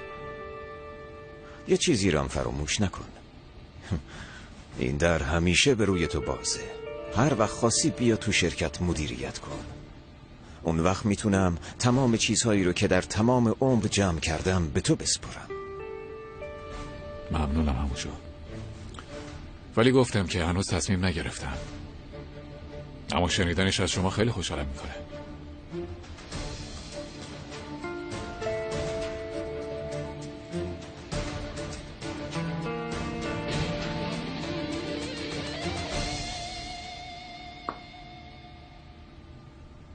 یعنی چی؟ یعنی هیچ کاری نمیشه کرد آقای وکیل؟ مگه شما نگفتین تو دادگاه بعدی بیگناهی منو ثابت میکنین؟ هر کاری از دستم براتون انجام میدم، ولی شاهدا چی؟ چه شاهدی؟ کدوم شاهد؟ همه شاهدا دروغ میگن، شما هم اینو میدونین. چیزی که من ازتون میخوام اینه که ثابت کنین این شاهدا دروغ دارن میگن. یعنی اینقدر سخته؟ سخته حوا، تمام راهها بسته است. نمیدونم کی پشت این کاره، ولی هر جا دست میندازیم به چیزی نمیرسیم. نباید اینطوری باشه یلماز، باید یه چیزی پیدا کنین. من نمیتونم این بچه رو اینجا دنیا بیارم. باید خودتون واسه همه چیز آماده کنین. به نظرم به جای اینکه بیگناهیتون رو ثابت کنیم، بهتر معجزاتتون رو کم کنیم. شما چی دارین میگی؟ ها؟ شما اصلا میفهمین چی دارین میگین؟ شما وکیل منین یا اونا؟ کار شما اثبات کردن بیگناهی منه. شما دارین برای کی کار میکنین؟ خیلی خوب باشه حوا، آروم باش. چطوری آروم باشم یلماز؟ چطوری آروم باشم آخه؟ من این وکیل رو نمیخوام. یکی دیگر رو پیدا کن. یکی دیگر رو پیدا کن که منو بفهمه. یکی که ازم دفاع کنه. باش.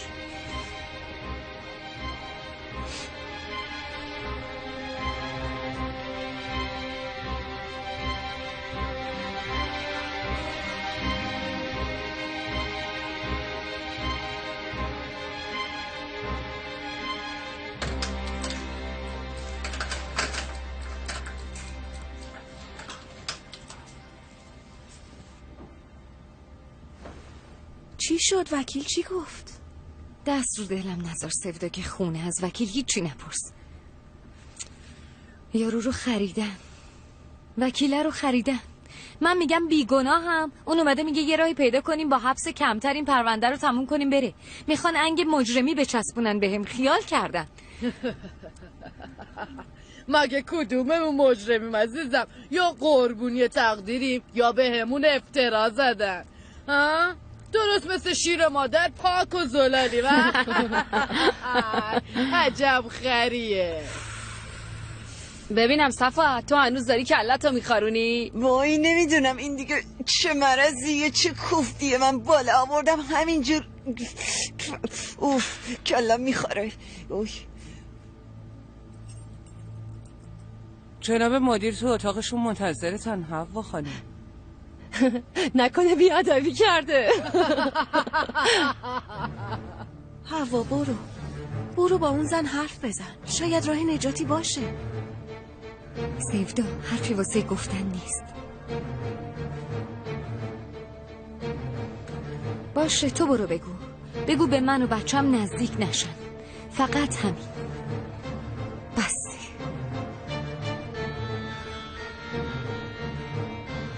شنیدی چی گفت؟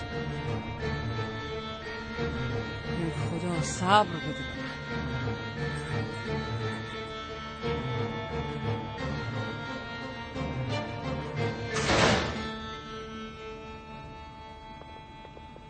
مهمت پسرم کجا؟ یعنی چی؟ صبح کجا میری شب کجا میری؟ میخوای از این بابت بیام پیشت برگه امضا کنم؟ وقتی تو غیبت میزنه فکرهای جور و جور به فکر بقیه خطور میکنه.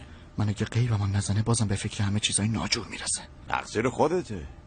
مسئله ناموس صحبت پول و پلو و این حرفا نیست. اگه تحقیرمونم بکنن بدون پولم بمونیم، اینو بدون که شرافت تنها چیزیه که برامون باقی مونده.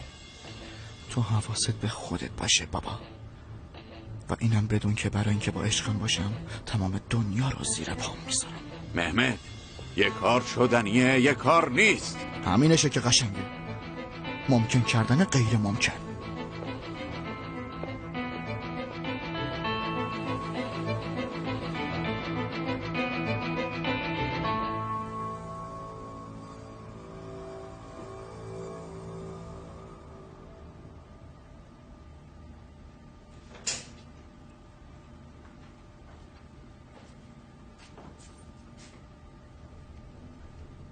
سلام.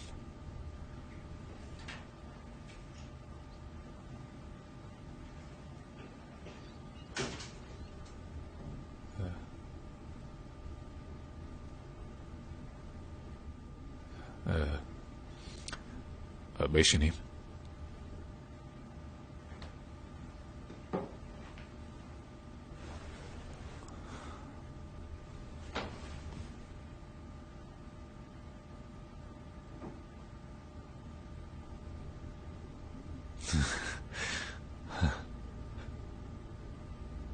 چیه؟ چیز خنده‌داری هست؟ آره، این وضعیتمون مثل قاصدای دوتا دشمن میمونیم. خب فکر میکنی آتش بس اعلام میکنه؟ هوا حرف دیگه نمیزنه. به حمیت خانم اعتماد نداره. البته حقم داره. دختره رو اون همه عذاب دادن. حق داره، کاملا حق داره. منم خیلی عصبانی شدم، ولی اگه حوا قبول کنه که با هم من ملاقات کنه، با چشمای خودش پشیمونیشو میبینه.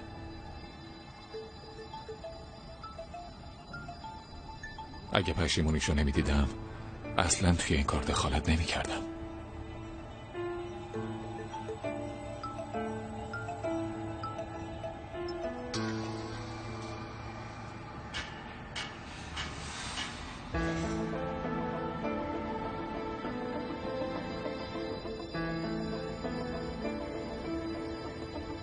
چی بگم؟ هر کاری از دستم برمی اومد کردم، ولی هوا گفت به من و بچم نزدیک نشن.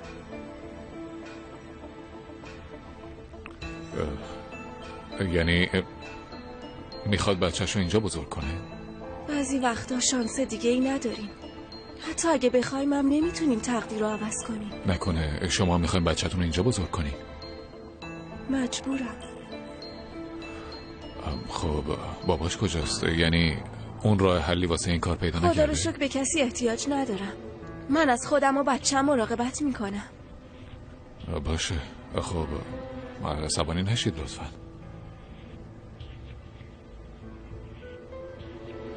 به هر حال گفته های هوا رو شنیدیم.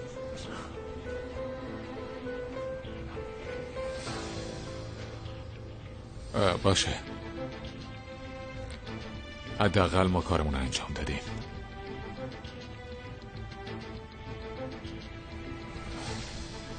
خیلی ازتون متشکرم.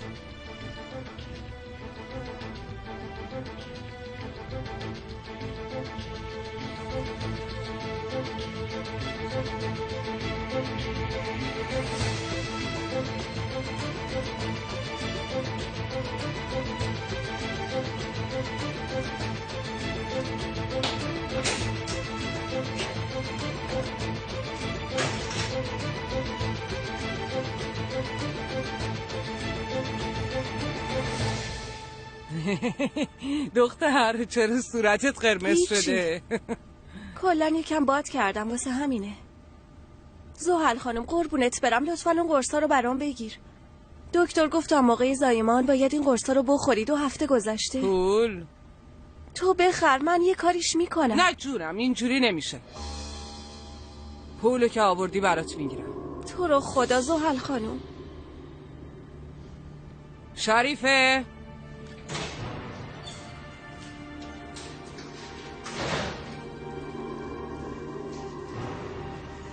اینو ببر تو بندش.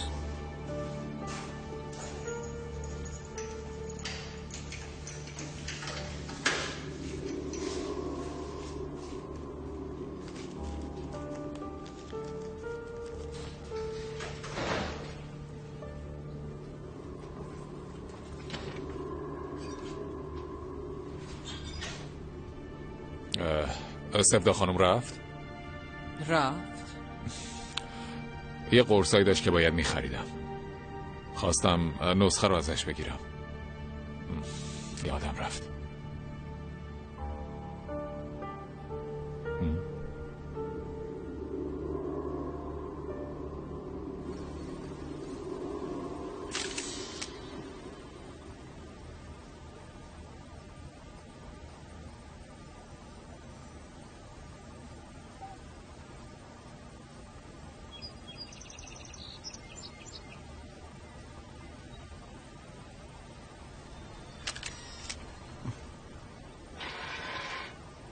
لیندا،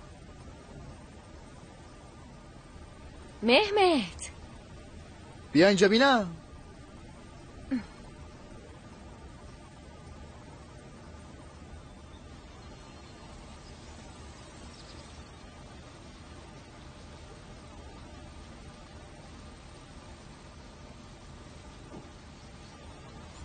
سلام. سلام. شراب بخوریم. شراب اینجا حرف نداره. شراب؟ عاشق شرابم.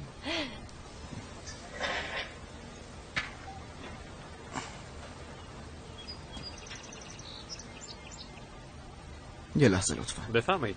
میشه یه گیلاس برای سرکار خانم بیاری؟ به روی چشم قربان. خب علی عمر کجاست؟ همش کار داره. همش منو تنها میذاره. پس باید یکم گوششو بکشی. زن خوشگلی مثل تو رو نمیشه ناراحت کرد. کاش که علی با همین فکر رو میکرد. راستش تقصیر اون نیست.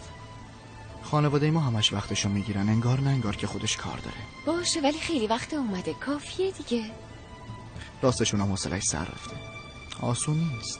2 ماه اینجاست. منم اومدم بریم ولی انگار علی نمیخواد برگرده. مگه میشه همچین چیزی؟ تمام زندگی این پسره اونجاست. تو که اونجایی، کل کاراشم اونجاست. ولی وضعیت عماشو که میدونی، غمش خیلی تازه است. واسه همینم صداش در نمیاد. تو هم که رگ ترکی و بهتر میدونه که چجوری بزرگتر باید احترام بذاری. ولی خسته شدم دیگه، باید بریم. خیلی خوب، پس فوراً یه راه حل پیدا کنیم، چون ناراحتی اصلاً بهت نمیاد. چیکار کنیم؟ به زور که نمیتونم ببرمش. در مقابل کار انجام شده قرارش میدیم. 2 تا بلیط میگیریم، تو هم میگی که میخوایم بریم، اونم ناراحت نمیشه.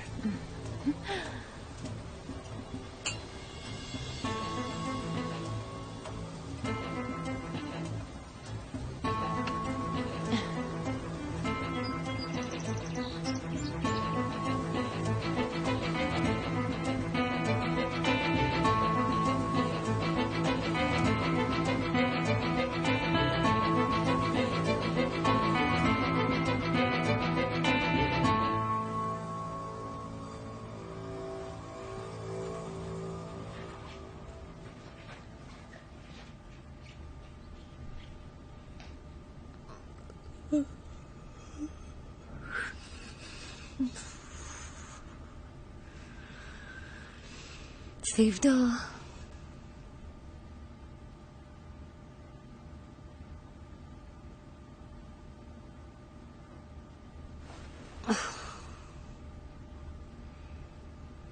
سیفدا، بیدار شدی؟ از حال رفتم.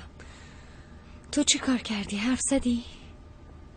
گفتی دیگه نیام؟ آره؟ خب خوبه. ولی به نظرم اشتباه میکنی. چرا؟ زنه گفته خیلی پشیمونه. اونی هم که این خبر آورد حرفشو باور میکنه. اگه دروغ میگفت از چشماش میفهمیدم.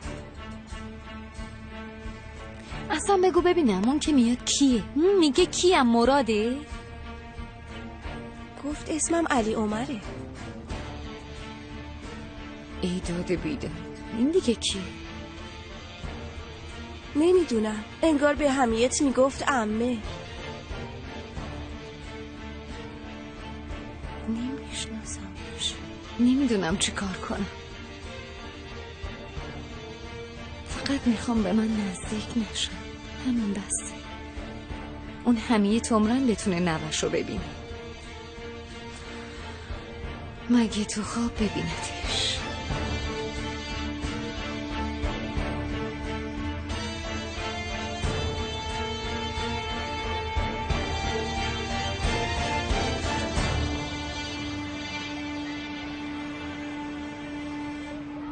سلام.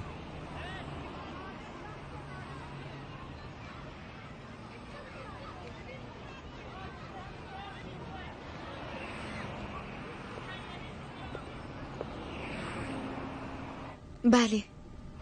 نیامده بودی دنبال روزگار؟ چی میخوایی گیت؟ میخوام تو رو ببینم منور. نمیشه.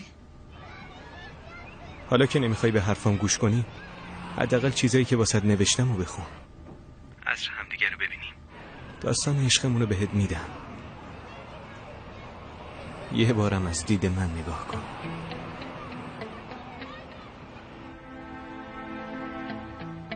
تو کتاب نوشتی؟ بهتر بگیم حرفای دلم. عصر نمیتونم بیام، درس دارم. الان بیا بیرون، هر جا بگی میام همونجا.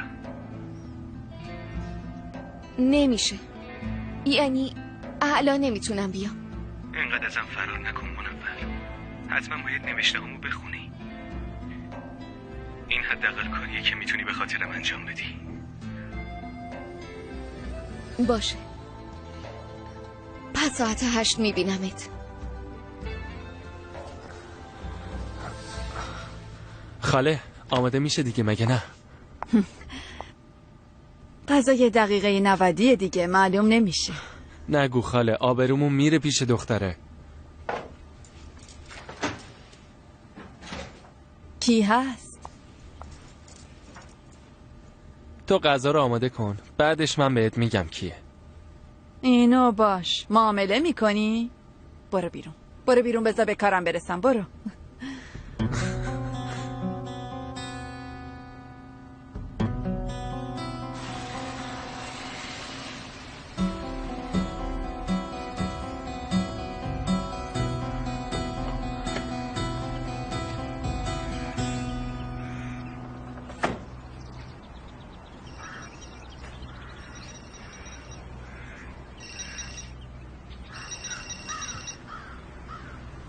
الو، چه خبر قناری؟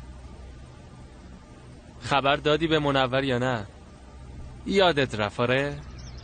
نه پسر، مگه میشه یادم بره؟ الان زنگ میزنم به منور، میگم حاضر شه، اومدم خونه، با خودم میارمش. نگران نباش. باشه. ممنونم.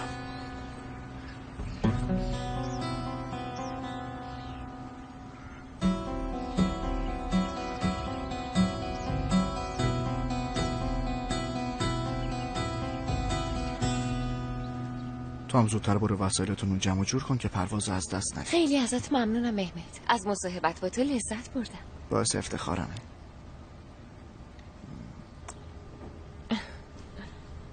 دوست دخترت خیلی خوش شانسه.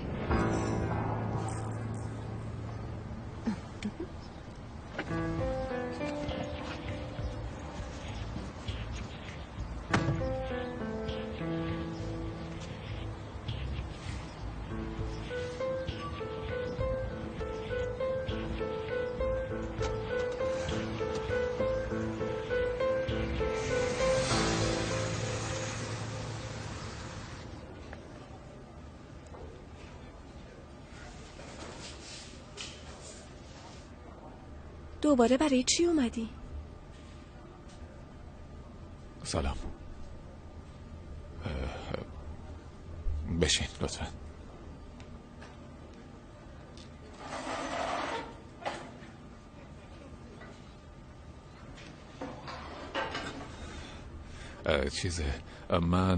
من اینو برات آوردم. وقتی به نگهبان گفتی که داروها رو آوردی یا نه، از نگهبان خواستم نسخه رو بده به منم رفتم برات خریدم آوردم. به شما چه؟ شما از کجا میدونستی؟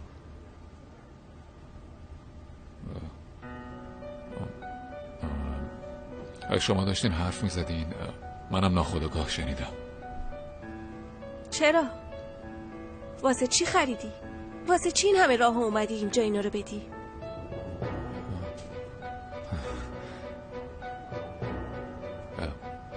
فقط خواستم کمک کنم. آخه برای چی؟ کسی از تو کمک خواست؟ تو واسه چی به حوا خانم کمک کردی؟ یعنی واسه چی سعی کردی اونو قانع کنی؟ به خاطر بچهش. منم به خاطر بچه‌ت این کارو کردم.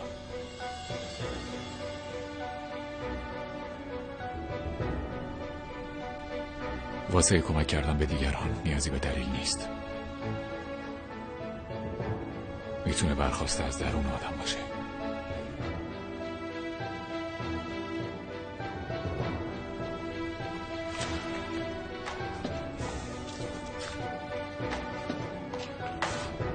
به هر حال اینم مال تو سفده.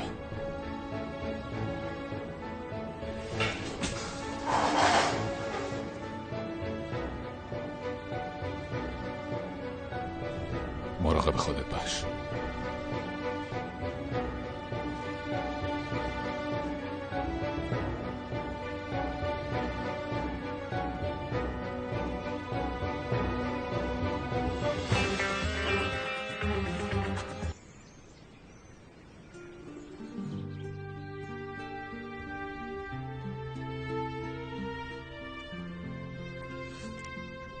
منو با ندیدنت مجازات نکن.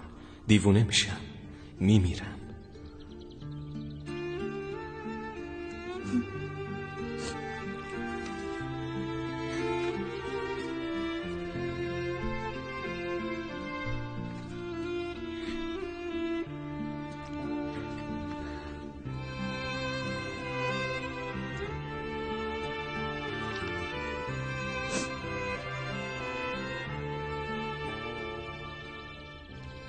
اگه فکر و ذکر گید پیش تو نبود، اگه تو نبودی، من بچه‌مون میتونستیم یه خانواده باشیم، ولی نشد. همزمان با عشقم نزدیکترین دوستم و خواهرم رو از دست دادم. نگو قسمتم از زندگی این بود.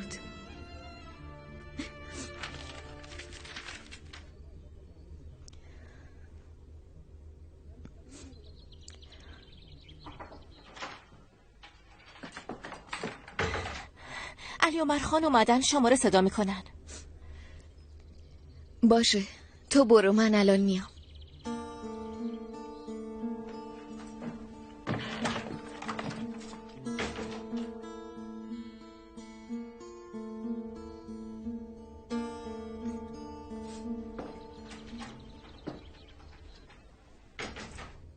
خوش اومدی داداش. چه خبرها کوچولو؟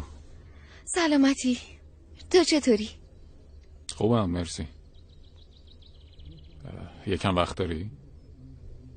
آره داداش جون. چیزی شده؟ اگه بگم تو رو ازم خواستگاری کردن ولم کن داداش. از شوخی که بگذاریم، فاتح ما از تو خوشش اومده. قضیه جدیه؟ میدونی از دوستای خیلی قدیمیمه. اگه قصدش جدی نبود به من نمیگفت. دلم میخواد همدیگه رو بشناسیم، البته اگه تو بخوای.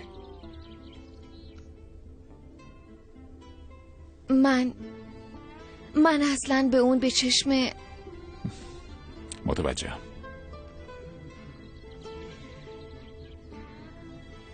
نمیدونم. اگه بخوای امشب شامو همه با هم خونه ما میخوریم. شما هم یکم با هم دیگه صحبت میکنیم. اگه دیدی شدنیه بیشتر هم دیگه رو ببینیم. اگرم دیدی نه که بیخیال. باشه. پس صبر کن من لباسمو عوض کنم بیام. باشه عزیزم.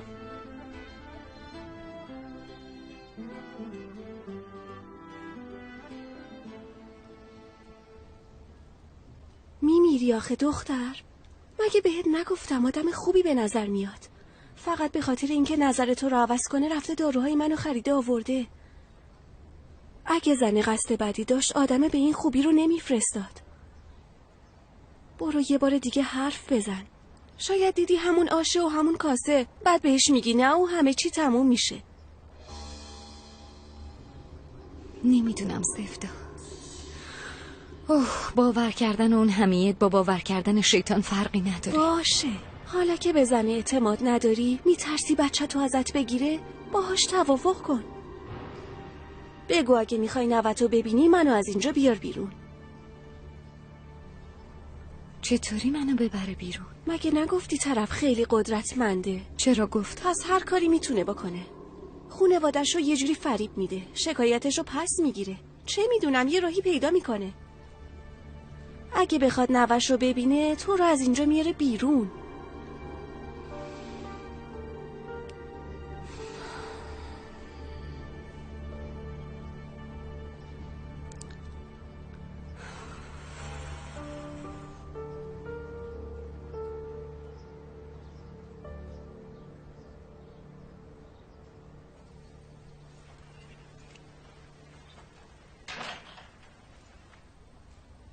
کجا میره خوشتی؟ میرم اشتباهاتمو جبران کنم. پس بگو امشب خیلی مهمه. از تدارکات معلومه که واسه تو خیلی مهمه. خیلی وقت این همه هیجان زده نبودم. نمیدونم چطوری به دختره بگم. انگار برگشتم به دوران دبیرستان. عشق خیلی قشنگه داداش. وقتی یه اشتباهی میشه ارزش خودشو نشون میده.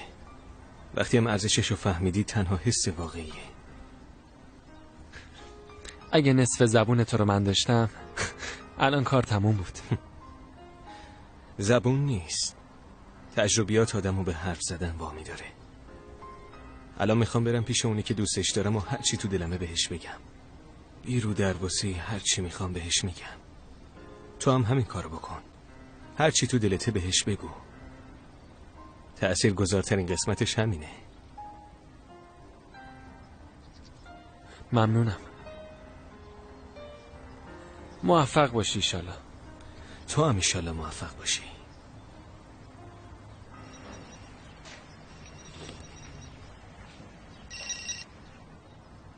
ایگیت من نمیتونم بیام، مامانم حالش خوب نیست.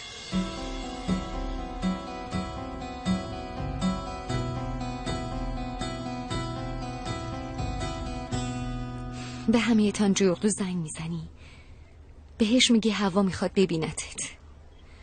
حتی بهش بگو با هیچ کس دیگه ای حرف نمیزنه، کسی رم با خودش نیاره، با هم تنها حرف بزنیم.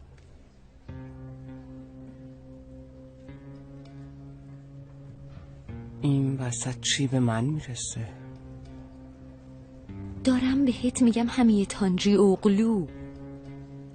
چند دفعه آدم فرستاد اینجا که منو ببینه. ببین، مژده رو تو میدی، پاداششم خودت میگیری. فهمیدی؟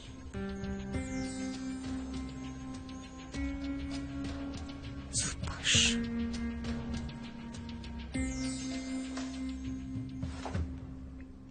باده؟ این چمدون چیه؟ دارم میرم. کجا؟ نمیذارم هیچ جا بری.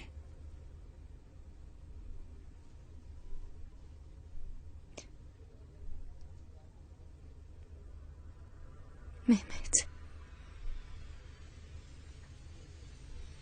ما نمیتونیم این کارو بکنیم. من به هرچی دست میزنم، هرچی رو که دوست دارم از دست میدم. زندگی تو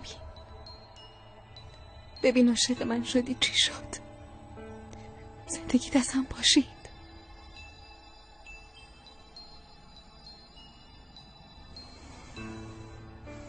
هیچی برام مهم نیست.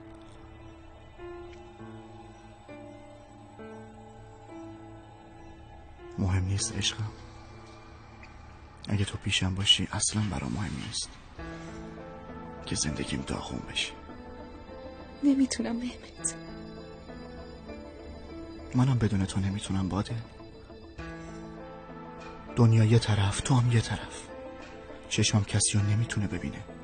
چی کار کنم تا بفهمی؟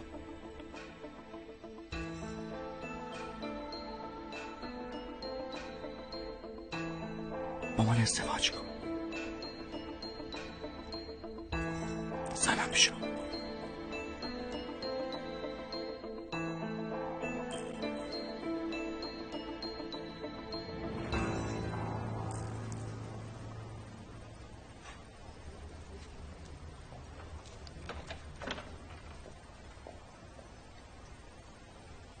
خوش اومدی. خیلی ممنون. امروز خیلی دیر گذشت.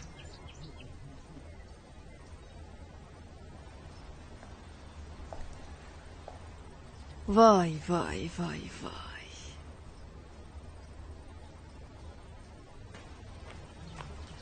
ماما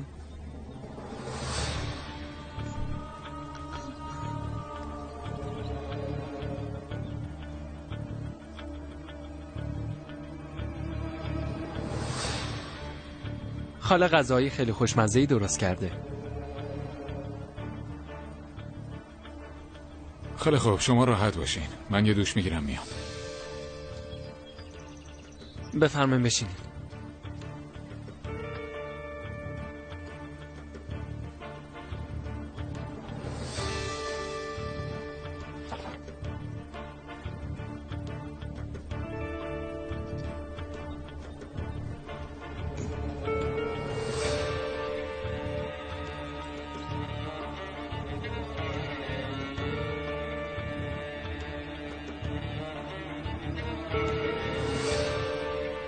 نوش جونتون باشه.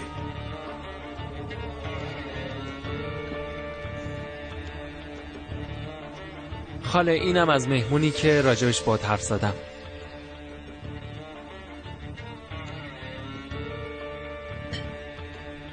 خوش اومدن.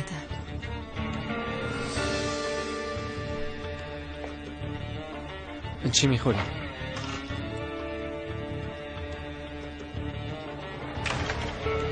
شراب؟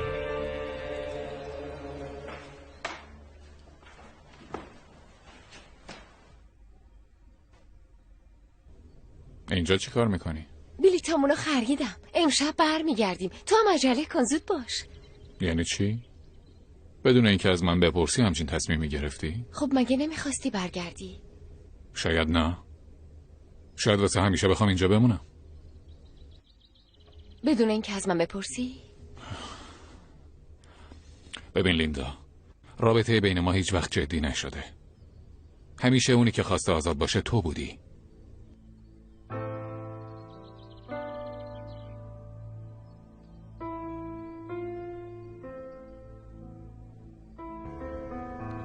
مگه قرار نیست با هم ازدواج کنیم؟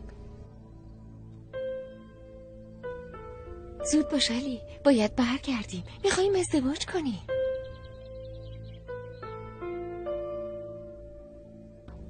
خونه من اینجاست.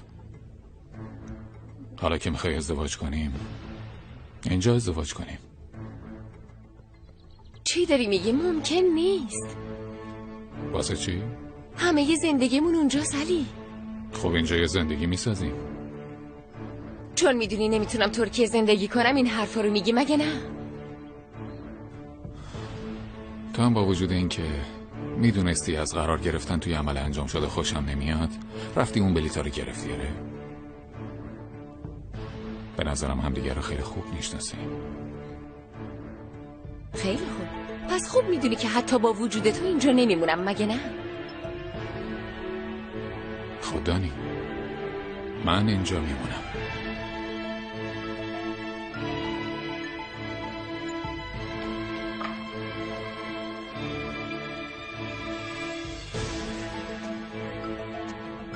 برات آرزوی خوشبختی میکنم.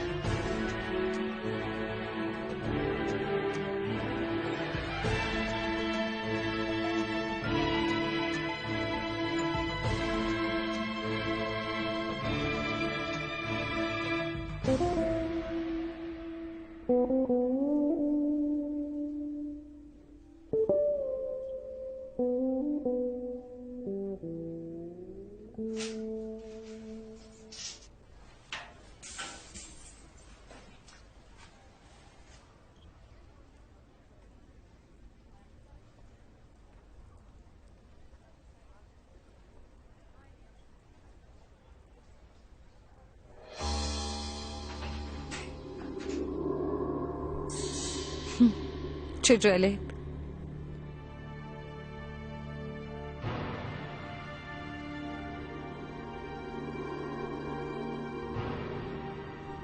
پارسال من رو این ویلچر نشسته بودم. میدونی تو هر نفسم چه دعایی میکردم؟ به خدا التماس میکردم پاهم حرکت کنه و بدوم پیش یوسف. تو هر نفسم این دعا رو میکردم. خدا صدامو شنید ولی تو نشنیدی. فقط تو باور نکردی. حالا ببین چی شد. ببین چی کار کردی. ببین الان تو چه وضعیتی هستی. حالتو ببین. حالمونو ببین. حالا تو فلج شدی و من بالا سرت اینجا پاره تن من به خاطر تو رفت زیر خاک.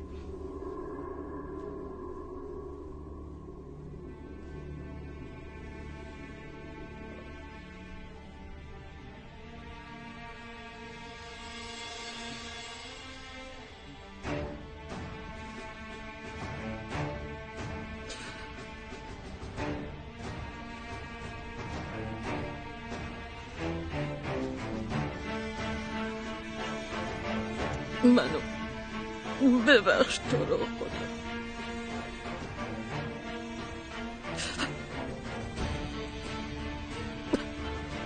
امانت یوسف